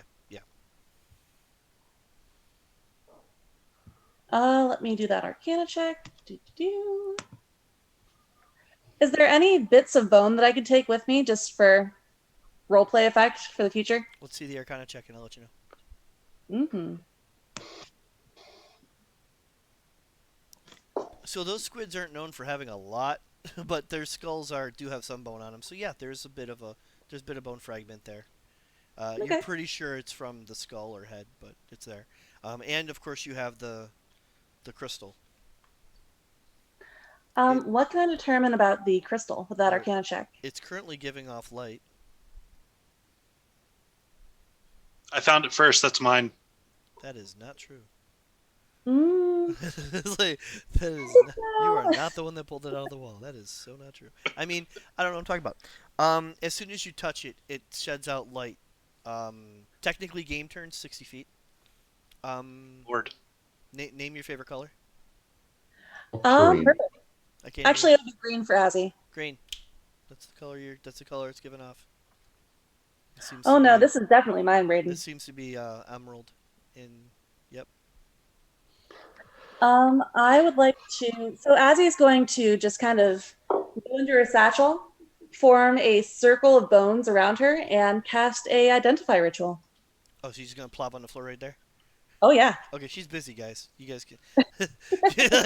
You guys have seen this before. She just drops everything and starts putting bowls out, and yeah, she's busy. Actually, I don't think we have seen this before. I think Random there's vials of blood, Oh, an eyeball in a flask. wow, The things that you would expect from occultist necromancer. wow. Braden's doing the hyper intrigued, confused dog face again. Does what's everybody else do? I'm going to help dig out some of these geodes. Those are over here. Yep. Okay. Let's get on top of that too. Here we go. Let's see. You got it. According to the module, when you take an hour, but we're gonna just fast track some of that. Um,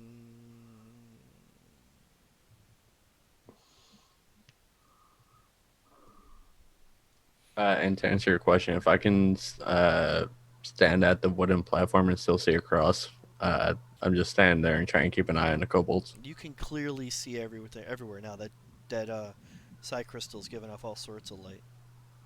Okay, that's what I'm doing. Though. I'm just keeping an eye on those kobolds.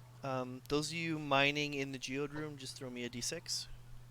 Oh, I didn't say I was mining. Okay. Go ahead, Rez. Throw me with it. He's not in your way, so roll a d10. Roll D10. Braden is fascinated by whatever it is that the cultist lady is doing. You end up with 9 of these intricate geodes. Each one of them is worth 10 gold pieces. Is that it? Okay. With that amount of time, you can keep going if you want. Yeah, sure. Okay. Another D10. No need. I'll just 9 it again. So now you have 18 of them. Okay. And that will finish the ritual and the goofing around for a little bit. That'll be an hour. Yep. And even though they're similar in color to what Azzy's got is a little different. Yeah, I got that. So what's that you got? What's that? Azzy has that. That should have popped up on your screen. Ooh, Nope. psi crystal. Yeah, I mean it popped up on Azzy's screen. What is it? Give me 1 second to read the description.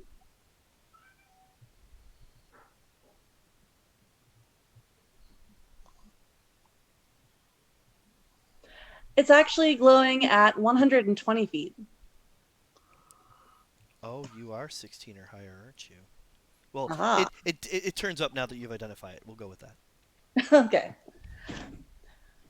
This lets me talk to people in their minds, which I absolutely love. That's not ominous. No, it'll be useful. Trust me. It'll be fine. Could you roll on that for me too, please?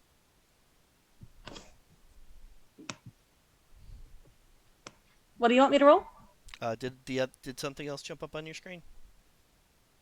Oh, hello. There's a roll button in the upper left of that table. Could you click that button for me, please? Thank you. All right, let's see here. Beautiful.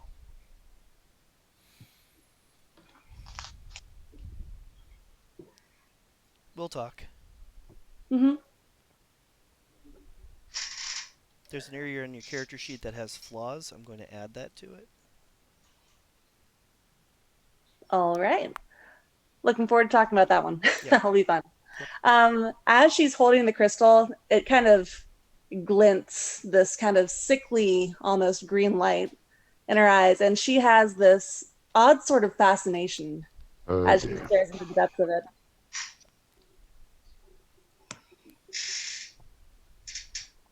That'll end well.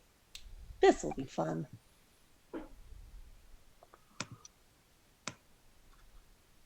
I'm bored. Then when she's done with the ritual, it kind of is a little anticlimactic because she turns around and just says, "I can use telepathy now." Like, okay, bye. Then she tidily cleans everything up and crosses back Okay.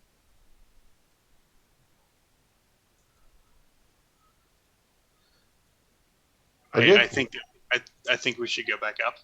Yep. I think we're taking the kobolds to town. I wouldn't take him to town yet. So there are certain things that you should bring into a town and certain things that you should kind of bring the town to, you That's know? right. That's racist.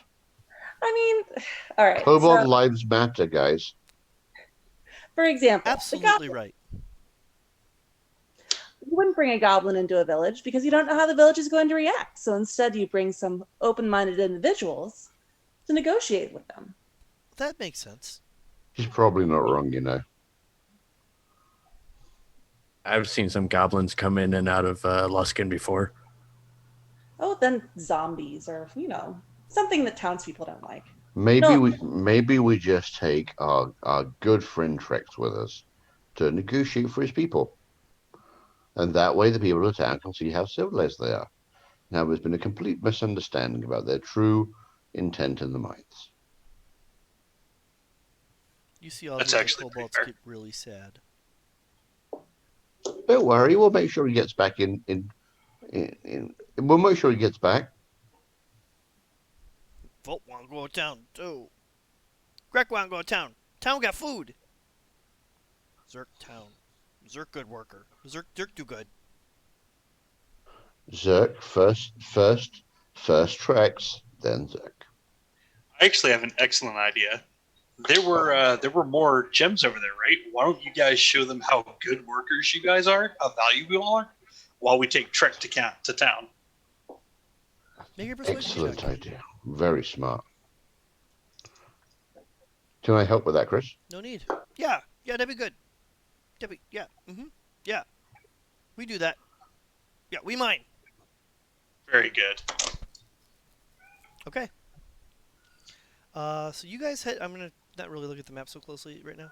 You guys head back up to the main mine entrance and leave the 5 kobolds to mine the geodes a little bit.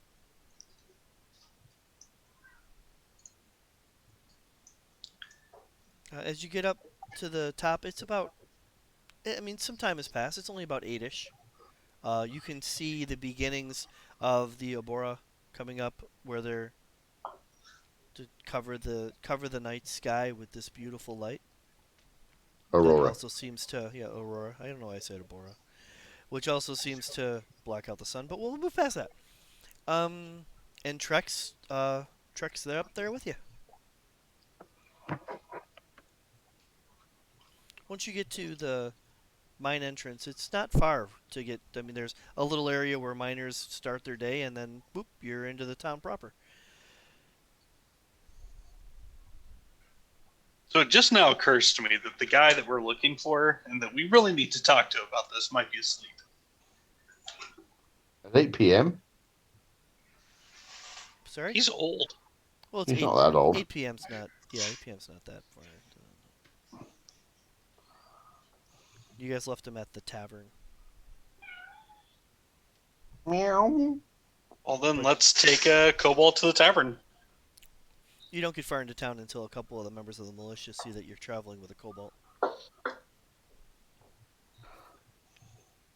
Hey, friends, we just bring this good gentleman to discuss with your alderman. Nothing to see here. Move along. You out of your mind? I hope these guys aren't going to cause any problems, right, Finra? Yeah, because if they did cause problems, it'd be very, very unfortunate. Since we're the adventurers who went to the mine, dealt with the kobold, I would hate to have to deal with any other unpleasantness. I suggest you all get out the hell out of our way, unless you're actually doing your job for once. Did we do something to make you think this is okay? These aren't the same two that were in the tavern, by the way. I don't care. I know. We give Did we, we do? we Did give you we guys do the idea something? that this is all right? What? Did we do something to suggest we give a crap about your opinion? Right. What part of my big friends get out of the way wasn't clear, and with that, my hands start to glow with fire. One of them runs off. He's about 15 feet away and running. Bring your friends. May as well get this all done at once. And we keep walking. I didn't realize that was gonna. Oh, actually, the one's still standing in front of you. That's fair enough. I just kind of walk up to him and like push him out of our way. No, Okay, no, strength there's no check. need for violence here. Oh yeah, you floor him. He's on the ground. That's not really violence. It's more like standing in front of a rolling boulder. Hmm. Why don't we ask if he could be brought to us instead of walking our kobold friend through the town? You're on mute. Because power play, that's why. That is fair. I Hmm. do like a good power play. And because these guys didn't do their job in the first place, so now it's up to us. At We this walk point, to the tavern. you can see 8 of the militia heading in your direction. You've gotten about 4 blocks into town. I'm not sure which road you're using. Let me ask you. So you would have originally come back this way. The tavern, of course, is over here. And I'll use. We just follow the curve.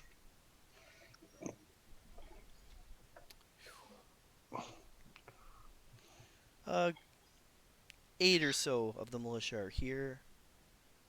And what do I want to use for you guys? Oh, you are here, of course. Oh, that's too big, but you guys are about there. As would like to do an insight check on Trex. Sure. How's he feeling? How's he doing?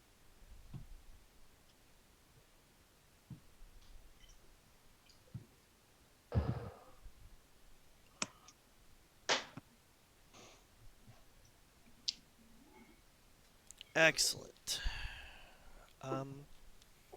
Make a wisdom saving throw too, Azzy.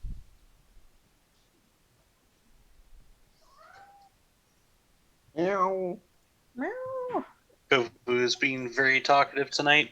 I love it. All right, so you focus on Trex and what he's thinking of all this, and you just look him up and down. Did you say anything? Hey, big spin. Okay. Just observing. Kind of, she's still holding the crystal, I know. kind of slightly in her satchel, but she's trying to hone in on possibly reading a mind if she can. That's gonna happen. That was the wisdom saving throw was to prevent it. It's gonna you feel your mind reaching out to his, and with the wisdom saving throw you could have stopped it, but you didn't roll high enough. So that's gonna happen. We're on the same page there, Mary. We're on the same page. Awesome.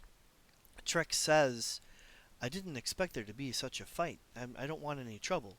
But you hear him thinking, "These adventures are gonna get me killed. This still might work, but this is crazy." Who looks to be in charge of the militia? Like who's acting big boss in charge? Make a perception check. You only see 8 of them.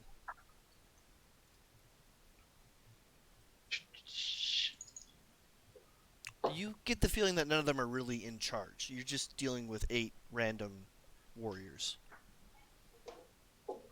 Whoever's in charge is not in this group, but they're all reacting to the one guy that ran past and the other guy that's on the ground. At this point now, 10 feet behind you. Let's shoot.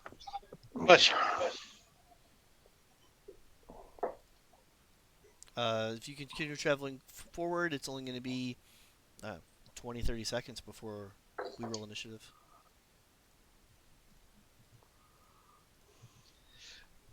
Do we think that we can take them? Oh god, there's like 8 of them now and over 50 of them in a 600 town with spears. They'll overwhelm you in a matter of 5 to 10 minutes. Okay. Yeah, you're dead. You're fucking dead, yeah. I mean, sure, go ahead. If the whole town comes after you, there's 600 people in this town. No, you can't take them. I mean, you could try. Well, I meant these 8 guys. These 8, you probably would walk away from these 8. At least one of you might drop. But there's gonna be, I don't know, somewhere in the with 60 town folk, with 600 population, ballpark 40 to 80 militia. We're dealing with each one of them's gonna have like 8 to 10 hit points, but eventually they'll wear you down. And that's just this town. There's Yeah, like anyone's going to get out from this town once we're done with them. I mean, at that point, That's fine. you could set Well, Warwood to the whole 10 towns if you want. I mean, that's fine. we'll wait till middle of the night when they're all freezing cold to take them on, There because they we have go. to give up heat. And just like that, it turned into an evil campaign. That's fine. I love it. I'm good. Have we taken a short rest? I don't remember you saying that, but you could actually. There was like an hour, 2 of you were mining, but we could call it a short rest if you want. I mean, Yep. I'm using your that humble short DM. rest I'm to here to. transferring a couple of sorcery points into spell slots. No problem. I mean, if we were taking a short rest, I would use my second wind to get that 1 hit point back, You got it. just so that I have my second wind all over again. Yep. I'm here. I'm here for you guys. It's your game. Okay. I'll be right back, guys. Braden is going to shift. Okay. And get down on all fours and sprint around the group of militia forming over to the Blue Crime, trying to get to the alderman. So, my question: the group of 8, are either of them the ones from the tavern? That's a possibility. Let's see. There's 50 total, so I'll roll percentile on that. 82%. No. Damn. No, they're not. Oh, You don't hear any alarms yet. Could be that there was just a group of them nearby, and one person running to the blue clam. Well, what do you guys want to do? I assume we see Braden take off. Yeah. Where did you go exactly? So Braden cuts down this side street and then skirts around the militia, getting to the Blue Flame as fast as possible. Okay, so he's probably shoots down here, and from that spot, let's see, the fastest way would be to come around Town Hall and then move this way. And I'm going to say he can recall that. Okay. So in the matter of 3 or 4 rounds, this is not to scale. These are this much room. Hang on. That much room right there. A square is now 100 feet. So you're looking at maybe covering a square around at that point. And they're What a about pain in the ass. 200 feet out.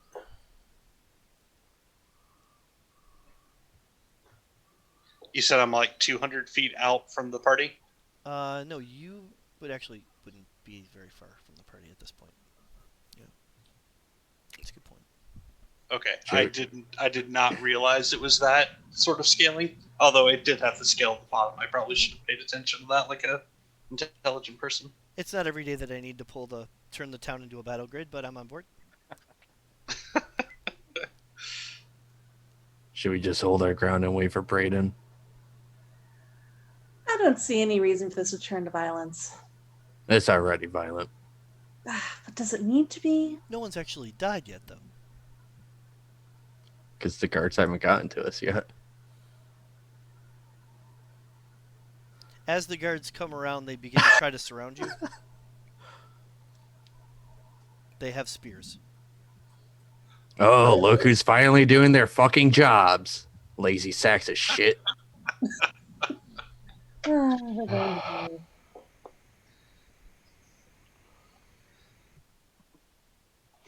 What's this about now? We were coming to talk with the town speaker, Oris. This kobold wants to potentially make a deal with him. Kobold from the mine? It'll be an opportunity. It'll be an opportunity to enrich the town and be able to provide more workforce for the town that will help everybody. Look past the color and texture of his skin to the mind inside. This being can be an asset. Yeah, I guess that's possible. So Let's escort them. Each one of them put their spears up. And they escort you to the clan. Look, these guards are doing their job and they're reasonable. Unlike the one, I look back at the one who's probably standing up now. Yeah, he's just now standing up. He's trying to brush himself off, but he misses. Unlike that fucker over there.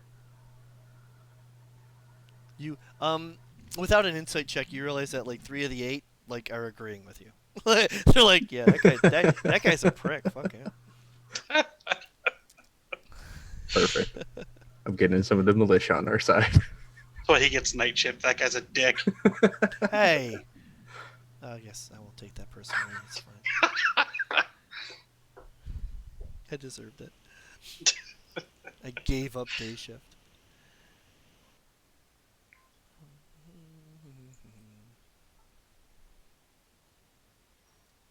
You guys get close to the tavern, and there's two people outside of it. One of them's holding a mug, holding a jug, and the other's just sitting in here. And he looks up at you guys and goes, "Yeah, you guys seem like you're ready for trouble." No, no Trouble trouble finds need. me. Did Isn't it? did I get to the blue clam at some point? Sure. You get there just a little. You get there a little faster than everybody else, but you get there. Goal was to have the speaker prepped and meeting us.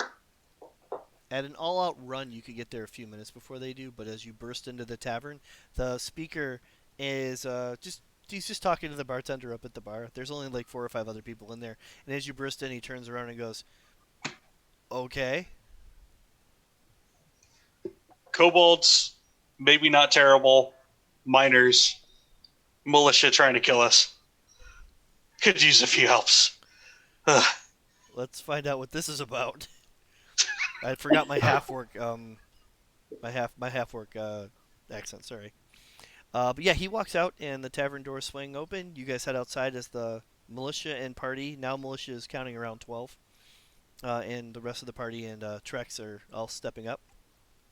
Mary, something about his mind has been bothering you. I need you to make an intelligence check. This is a maybe a religion if you have it. Something doesn't seem right. Let's see. Yeah, I'll do a religion check. Okay. A 7. At this brisk walk, as it got cold, you could feel that some of him was, oh my god, and the rest of him wasn't being affected by it. It takes until you get to the clam to figure it out. But just as the speaker opens the door, and the scene starts turning into this conversation, you figure it out. It clicks. There are 2 minds here. Ooh. This kobold is possessed by a ghost. Brilliant. Beautiful. Awesome. And you're not sure what to do about it. But there are 2 minds in there. One of the kobold's not fighting for control. It's lost, gone. But it got cold for a second there because it's the one feeling things. There's you figure it out. There's 2 minds there, and as you're doing that, you realize what it's like when everyone else has only one mind. As you unknowingly connect to this militia guy and this Oh, person Jesus and Christ. it's getting a little crowded in here unless you're careful. But as you focus on Trex, you realize there's 2 minds in there. He's possessed. Am I able I don't to- suppose she's able to tell what kind of mind, like a mind flayer mind, is in there. Is she, Chris? I mean, I know the answer to that question. But can she figure it out? Possibly. Let's see what Mary wants to do. Am I able to talk to him through the crystal? You can try. Sure. Ozzy's going to try to project her thoughts and say, well, hello there. Who are you talking Not to? the first time talking to a ghost, but nice to meet you. Trex stops, turns. Do you make it obvious that you're the one doing it? She gives him a playful wink. Okay. And he goes, "Uh-oh.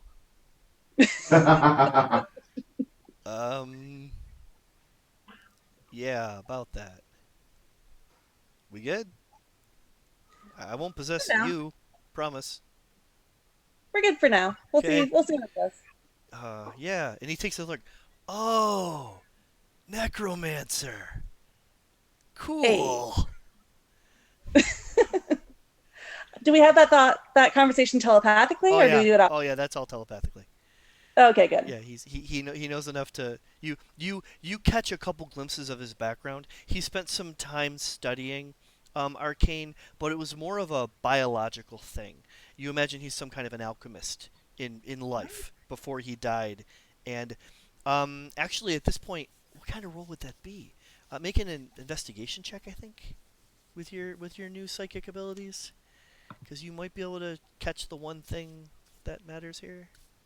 Because he's gonna go right to it. 12 is enough. He focuses on his satchel a little more than usual, and you know how ghosts work because you're a necromancer. The thing tying the ghost to this plane of existence is the satchel. Okay. Okay. Um, Telepathically. Oh, I'm sorry. Go ahead. I was just going to mention that even though the contents of the satchel, as noted earlier with an investigation check, just seem to be like leaves, brine, stuff like that, to him it's a very important item, and it's what's kept him here. Well, there you don't sense any like longing to right some kind of a wrong or anything else. Like he just really loves his satchel, and the Cool. kobold's wearing it. Um, so that's what you got. Telepathically, as he's going to say, yeah, aspiring necromancer, you don't have to worry about it. Your secret's safe with me for now. Just don't cause any trouble. Oh, you're the best. We'll see. Okay. And while that exchange is going on, the half orc speaker comes out. The militia begin to say, "These adventurers got something to ask you." And he steps up, and they all show. Some of them actually have respect for him, and others seem to be showing it. But it's hard to pin out who's who here because there's like 12, 15 of them. Um, and he says, "Do you guys chose to spare the kobold here? What's going on?"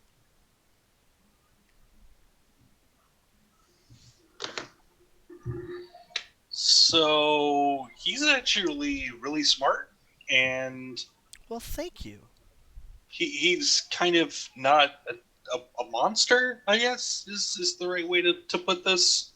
They could actually be helpful. Me and my kin, about a half a dozen of us, would like to join Tourmaline here. They're hard workers. We were forced to run out of the Underdark due to something chasing us, but now that we're here, we could add, and he at this point points to the sorcerer, as this gentleman says, we could add to the town. He speaks for us at times. Please. I feel that they could be assets to you. Kobolds are natural miners. They see in the dark. They could work alongside your existing workforce to radically improve things for everyone. I feel this would be a bold leadership step for you, sir, but one that will resonate positively for many years to come and cement the strength of your character in the minds of all who see it. There's clapping. Some of By the it's way, just that like, was all in the accent, although you couldn't tell. but a lot of it's. Yep. And he goes, I'm, sure, I'm willing to give that a try. Uh, yeah, tell your other kobolds to head to the town hall, and we'll figure something out. Uh, so there's how many of you? And he says there's only the six, five now, Five. and myself, and yeah, we just want to ink out a living here in this town. Uh, oh yeah, you stop attacking the miners. Honestly, there was a misunderstanding. We never actually attacked the miners. They ran as soon as they saw us, like understandably so. But there wasn't a single weapon thrown. And that's when he goes, oh yeah, there was no casualties that day. You're right. Weird. All right, yeah, well, let's start this, I guess. And yeah, the Trex and the speaker, whose name is not in front of me, so I have no idea what it is, start to talk.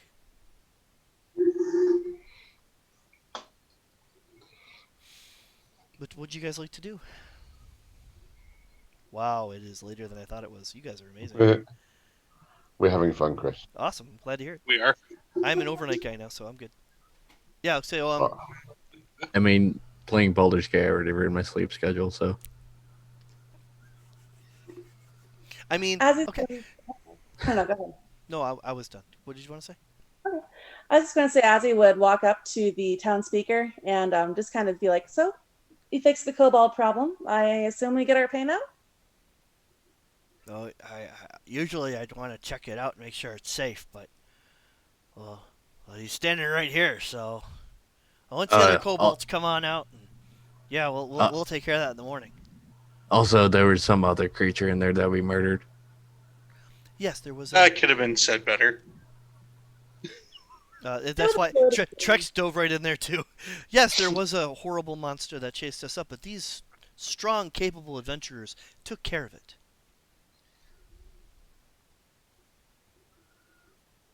All right. He doesn't seem to know he doesn't think further than he can. Yeah. All right. Well, if the mine's safe, I'm sure the miners will go back in. This is great news. Oh, and if you hear any reports of a guard being pushed, it wasn't us. I'm glad to hear that too. He knows you're full of shit, but Yeah. says that. I mean, honestly, he tripped more than anything.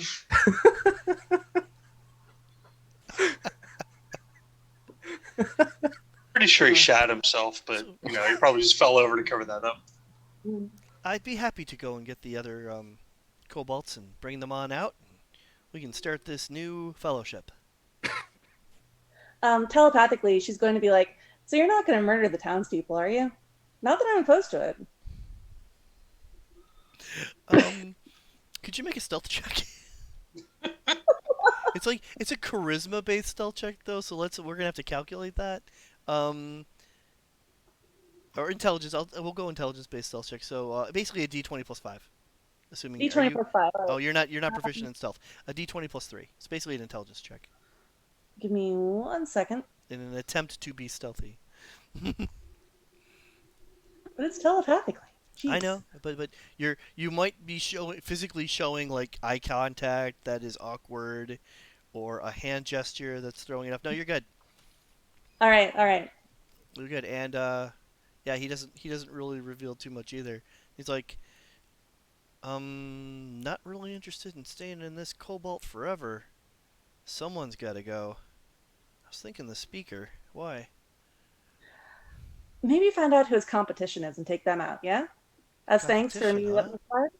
That yeah, I'm on board with that idea. That sounds like fun. It'll be a nice mystery to solve, you know? Yeah. Give you something to think about. You. Thanks. No problem. So yeah, he Azzy and her ghostly friends. Hey. Trex goes into the mine if anyone wants to follow him, and some of the miners actually missing going in the mine because it's part of their day. They go with him to check this out. Ready, the ones that are sure that they could take a cobalt, go on down there, and it's not more than like 10-15 minutes later that the 5 other kobolds come on out. Some of them have some of those geode stones like they were told to get. That they did a great job. And they pour out there, and there's a conversation. I don't know how much you want to be involved in that begins to facilitate how these kobolds are going to enter this small town and society. Trek spearheads it for a while, and then he tries to let the kobolds say what they can, but they don't speak common very well. But eventually, there's a couple members of the town that speak Draconic, and then a whole other dialogue begins where the kobolds can really talk. And they start talking quickly in Draconic about things. Anyone who understands Draconic can follow it as they tell the whole story. And they say a lot of good things about Trex. Excellent. And that ties up the next like 2 hours. If you guys want to pay attention to it or not, is completely up to the party. And as it becomes a late night, they actually find a place at the east side for in the inn for. There's enough room for some kobolds if they share, and of course you guys can find rooms at the east side as well. A room would be nice, I think. It's been a long day. Sounds like a plan. As you enter the inn, It's kind of run down. There is a young, tired woman who answers the door as everyone starts pouring in. You actually see a tear. Come on, it's so late. She's so tired that she was hoping for some rest. You all come in. It's about 15 minutes into you guys being in there when you hear an old man upstairs kind of call out to her, and she pardons herself and she runs upstairs and then she runs back downstairs as soon as she can. In that awkward 10 minutes, as you look around, you can see that this place, whatever staff should be keeping up with the inn isn't doing as well as they could be. Um, but you do have a couple of townspeople that brought you here to show you the rooms, and if you ask them, they mention that the old man is bedridden, and his daughter, who is only in her late teens, is trying to take care of the whole inn. And as Marta, the woman I just mentioned, reemerges, she's happy to get the adventurers set up, and glad that the adventurers are staying because she, off the cusp, isn't going to trust the kobolds. But if you guys do some reassuring, income is income at this point, so she's starting to pay. She's starting to let this happen. She's easing into it. But she had finally was getting some sleep when you guys showed up. If we're going to try to talk them into housing the kobolds as well, which I think that we should first make sure that they're properly house trained. Not going to wreck any beds, any unnecessary costs that we have to worry about. That they have to worry about. Oh, that's fair. They could always work it off in the mines. Some of the kobolds start answering whatever questions you have in Draconic, and one of the townsfolk were interested, kind enough, and paid to do some translating.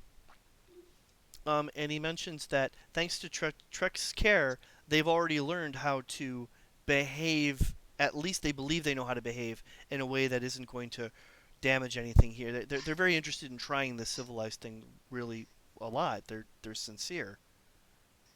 This is amazing. He's so into this. So, yeah. Okay. While this is adorable, It is adorable.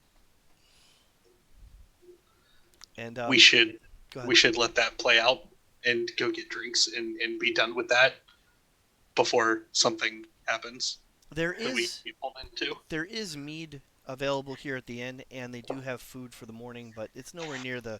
It's not a tavern. Um, but she's got the bare necessities that an inn should have. Anyone trained in Arcana can see that the besides her like normal kind of loose clothes, commoner outfits, she's got a ring around her neck that is attached by a chain, and that's a magic item. There's no maybe. It's in great condition. There's no reason for it to be in great condition. It stands out.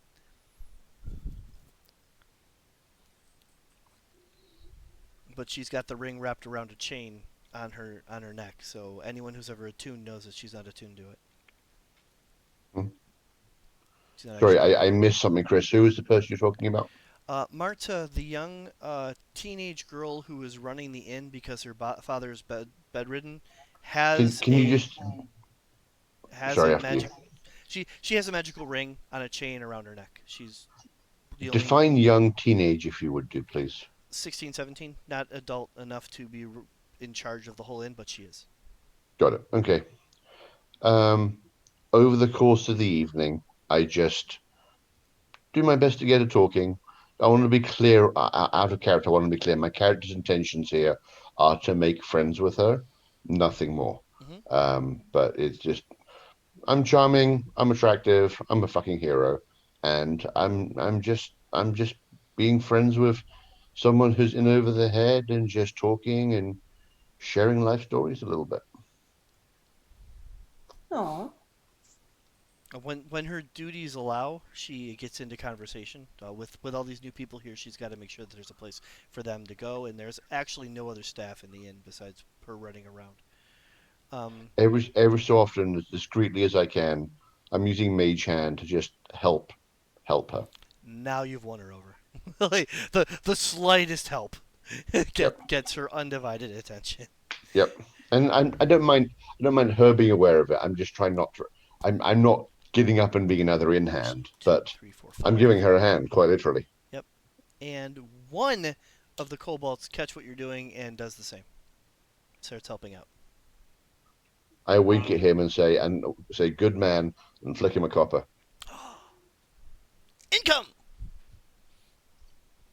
And then he heads up to Trex and he says a whole bunch of stuff in Draconic and then he runs off.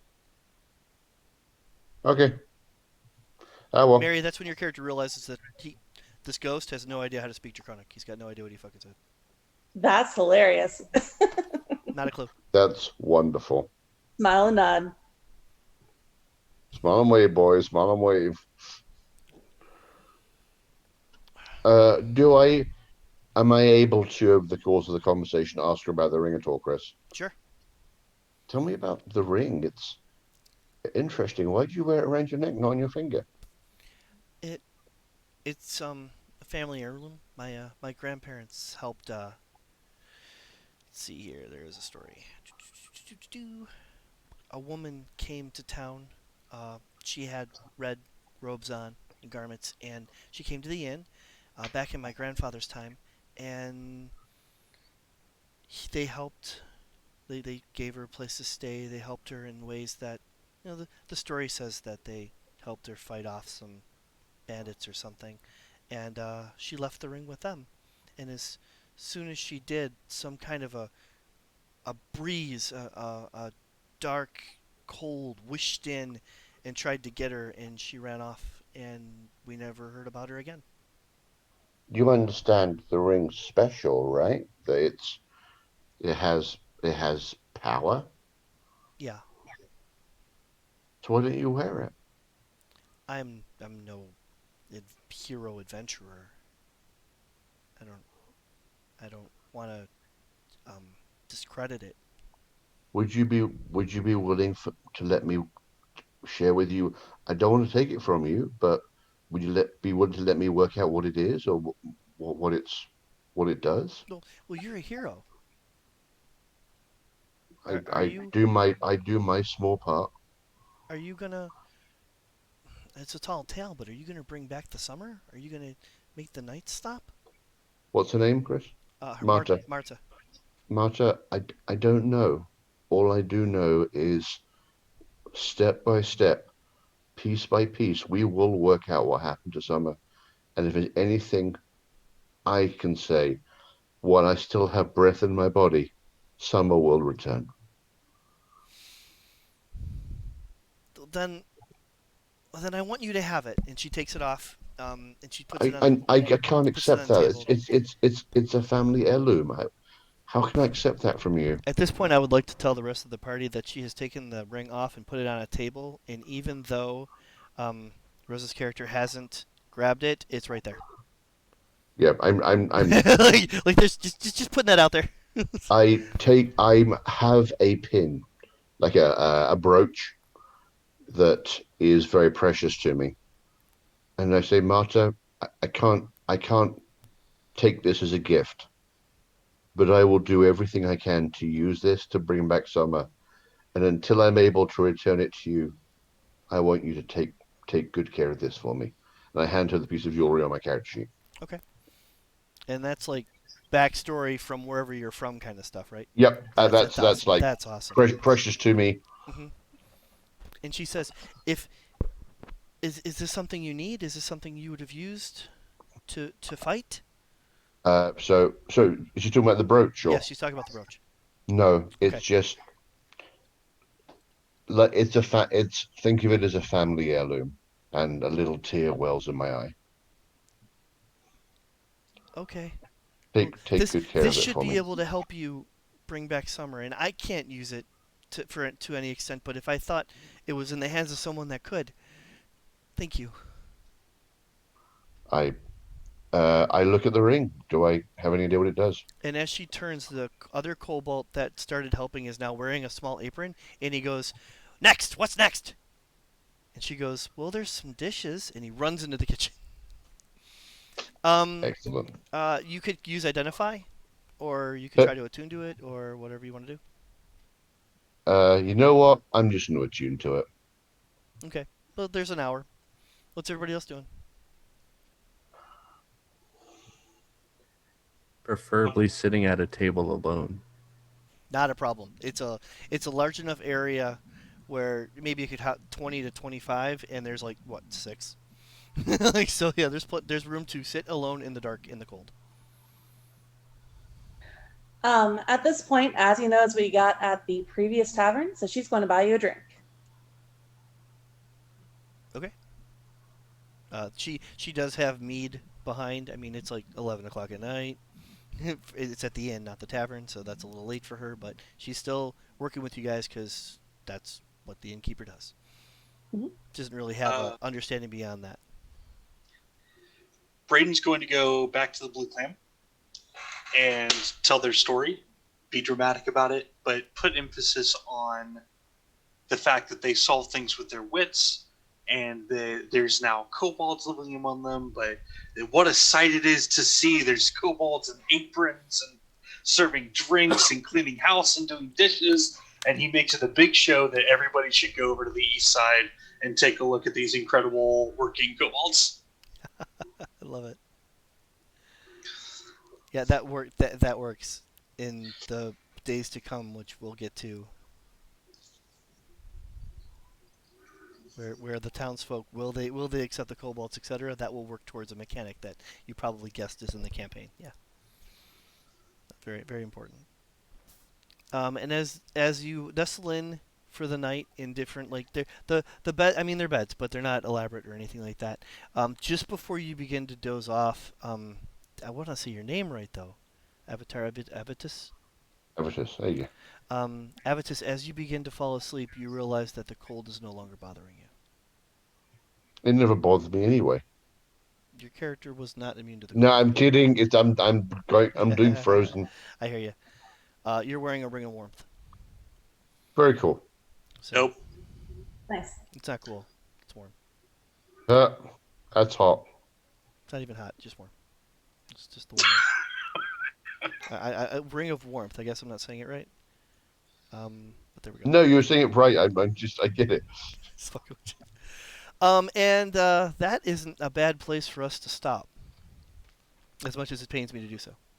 Well, I also have a 6 a.m. start tomorrow. So, Chris, that was awesome. Thank you so much. Thank you Yeah, guys. that's fantastic.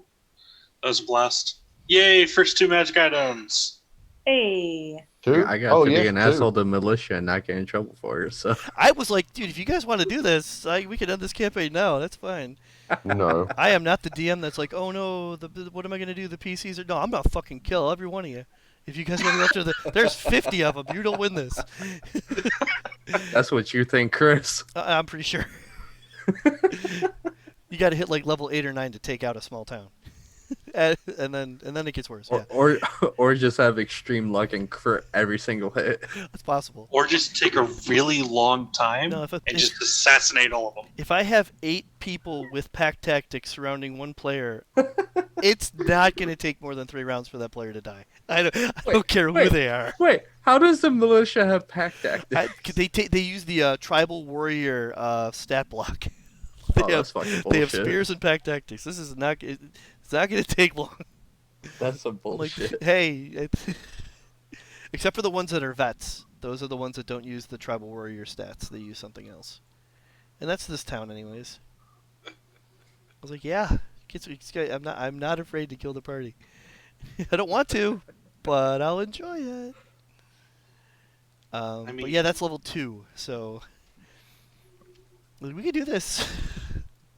But it was just the 2 assholes that were watching to see what you guys were doing for other political reasons that were really a problem. Once you got past those, you were all right. Do we level up, Chris? Not yet. It's a little bit. You don't want to go too fast in this one. After level 4, we leave 10 towns, and we barely scratched it. Worth a try. Even if it was just those 2 militia that were like against the speaker, I'm treating them all like they're all assholes. Yeah, you're like, yo, none of y'all suck. There's like 4 of them out of 60. It's like, but yeah, there's a political intrigue in 10 towns that might not have, that just began to bubble to the surface here. There's mind flayers long ago that have scratched around, and other pieces that, if you guys are familiar with the Dritz books, are going to start to play in 10 towns. Kobold's coming up out of the Underdark. What the hell?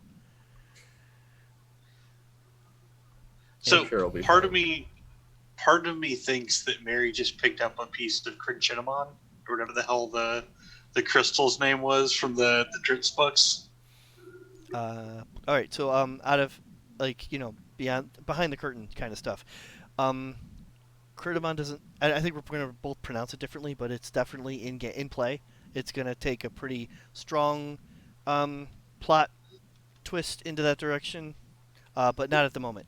What she has found is a psi crystal, which is what happens when a mind flayer dies. The tragedy involved in dying as a mind flayer forces the brain of the mind flayer to implode on itself, leaving a crystal behind. I didn't know that. Unfortunately, that even though that crystal will give someone that attunes to its psionic abilities, and it usually glows depending on the creature that finds it and is attuned to its intelligence, it'll glow to a certain degree, which busted the. She's at 16 higher, so it went to 120. It also comes with whatever might be bothering the mind flayer around the time of. You get to roll on the indefinite madness table in the Dungeon Master's Code. That's so exciting. And Mary's character did, and she has herself a new madness Thank you. that you will have as long as you're attuned to the crystal. And wanting to unattune is something that's not going to come naturally. You're going to have to give me a good reason why you would want to put this down. Because at the moment, you're not only can you read people's minds, but the first mind you read was actually 2 minds, and one of them was a ghost, and you're a necromancer. So you're a little sold. You're a little No, sold. she's not going to be dropping that You anytime soon. drank the Kool. I've never seen anybody drink the That's Kool-Aid fine. as quickly. But yeah, it did come with a madness that I'm looking forward to playing into, but I'm not going to make it ruin the game. I wanted to add to the game. So, yeah. It'll be fun. It'll be fun. You said you haven't seen somebody drink the Kool-Aid that fast? That was pretty Mary's quick. the one that spiked it. Yeah. Kind of like when Chris gave me the Eye of Vecna in a campaign. You did. Didn't see that coming. He's a turtle, and he took hermit. So one of the things that came with his character was a small rock or something from his past, and he described it as a piece of amber, not realizing that he's going to Ravenloft where there's an amber temple. And the Eye of Vecna sometimes hides itself as a small block of ember until it's discovered to be something else. So I'm like, yeah, that all adds up. Okay, no problem. No problem. Yeah, it was great. And now that character is Cut his- roaming around Cut his own eye somewhere out, with the Eye of slammed it in. Vecna. Went nuts in the Ember Temple, cut his own eye out, and slammed it in. I was like, all right. If I have 5 And people then going to Ravenloft, only 2 of them come out good. And then Chris obviously had to save every time I tried to disintegrate people with it. Yeah, you use that eye, you could just kill yourself. Be careful. But that's not where Mary is. Mary's got something not as destructive, I hope. Yet. Yeah, we'll see. We'll see. The mind of a dead mind flayer composed onto itself into a crystalline form. What could go wrong? What could go wrong? I've learned to always be wary of Chris when he gives out magic stuff. You don't have to worry about casting light anymore. Covered. No? It's true. It's true. Covered. Just to let you know, I am 100% okay with my characters dying, going insane. Like, I actually have fun with that shit, so That's it's all part good. of it. Yeah. I enjoyed that the Kobold encounter did not even go remotely as anybody expected it to go. It's cool. I appreciate that. That is So yeah. I have to ask Chris, what in the actual book, in the module, is there like a part that says they can try and integrate them, or no? Yes. Okay. Yes. Fantastic. Yes. What happens if the Gruul survives? What happens if just Trek survives? What happens if just the Kobold survives? It's there. It's all in like a sentence, and then you take that sentence and you run with it, but it's all in there. And Gotcha. Mary, I'd like to thank you for just letting the Gruul thing happen. There are plenty of players out there that would have shit the bed. Some people would have even walked away from the table when all of a sudden their character disappears from combat or whatever, and you handled it like a pro. Yep. I really appreciate that. Well done. No problem. It was great though, because I was playing Fenrir to his intelligence. It's like, oh, I can still see. Swing. You know, when the torch falls to the ground, only half of the torch is now not on the ground. Like I know. Yeah. I know. But because Fenrir doesn't have very high intelligence, he's like, well, I can still see. There's enemies right there. Yeah, we're fine. We're gonna We're swing. fine. We're fine. And then when he hears the other 2 people run off, he's like, What the fuck? But each one of you is like, "What happened to where? What happened? Where?" And I'm like, "Well, she's not there." Well, like I saw the Constitution save. I thought maybe Mary, because to my knowledge, you're still new to Fantasy Grounds. I thought you were like experimenting with stuff, so I didn't think anything of it. Then I saw that she didn't have a turn. I look at the combat tracker. I'm like, as the wait a DM, second. all I have to do is create the uncertainty and let you guys run with it long enough for it to play out. That's my goal. I was like, so it's one way or another, they're going to come up with some idea what's going on, and that's all I need. As soon as I saw the token was gone, I was like, oh yeah, I got kidnapped. The girl stabbed you, paralyzed you instantly, and dragged you off to its nest. You're not there. Mhm. I'm like, I can't wait to find out who's in the back of the. It's going to be the necromancer. And then for a minute there, I wasn't sure. And then it was the necromancer. So yeah, I mentioned real quick when your character Reza got down there first, I had mentioned that a bunch of Kobold prints went one way, but only one set went the other. I saw that. The Grell got it. Yeah, and took it out. Yep. It was I got that. Yep.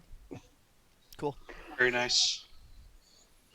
So yep, it played out the way it did, and there's plenty to go because Trex is still in play as the ghost that doesn't want to be in the Kobold, and the Necromancer's aware of it. So. But the Necromancer may have persuaded him to go after someone other than the speaker. Yeah, so. Instead of going after the speaker, he's probably gonna. Yeah, there's a whole. I'm on board. I know what I want to do next with that if it ever plays out. But. Take out the competition. Why not? Good night, Rez. Good night, my friends. I'm glad everyone had fun.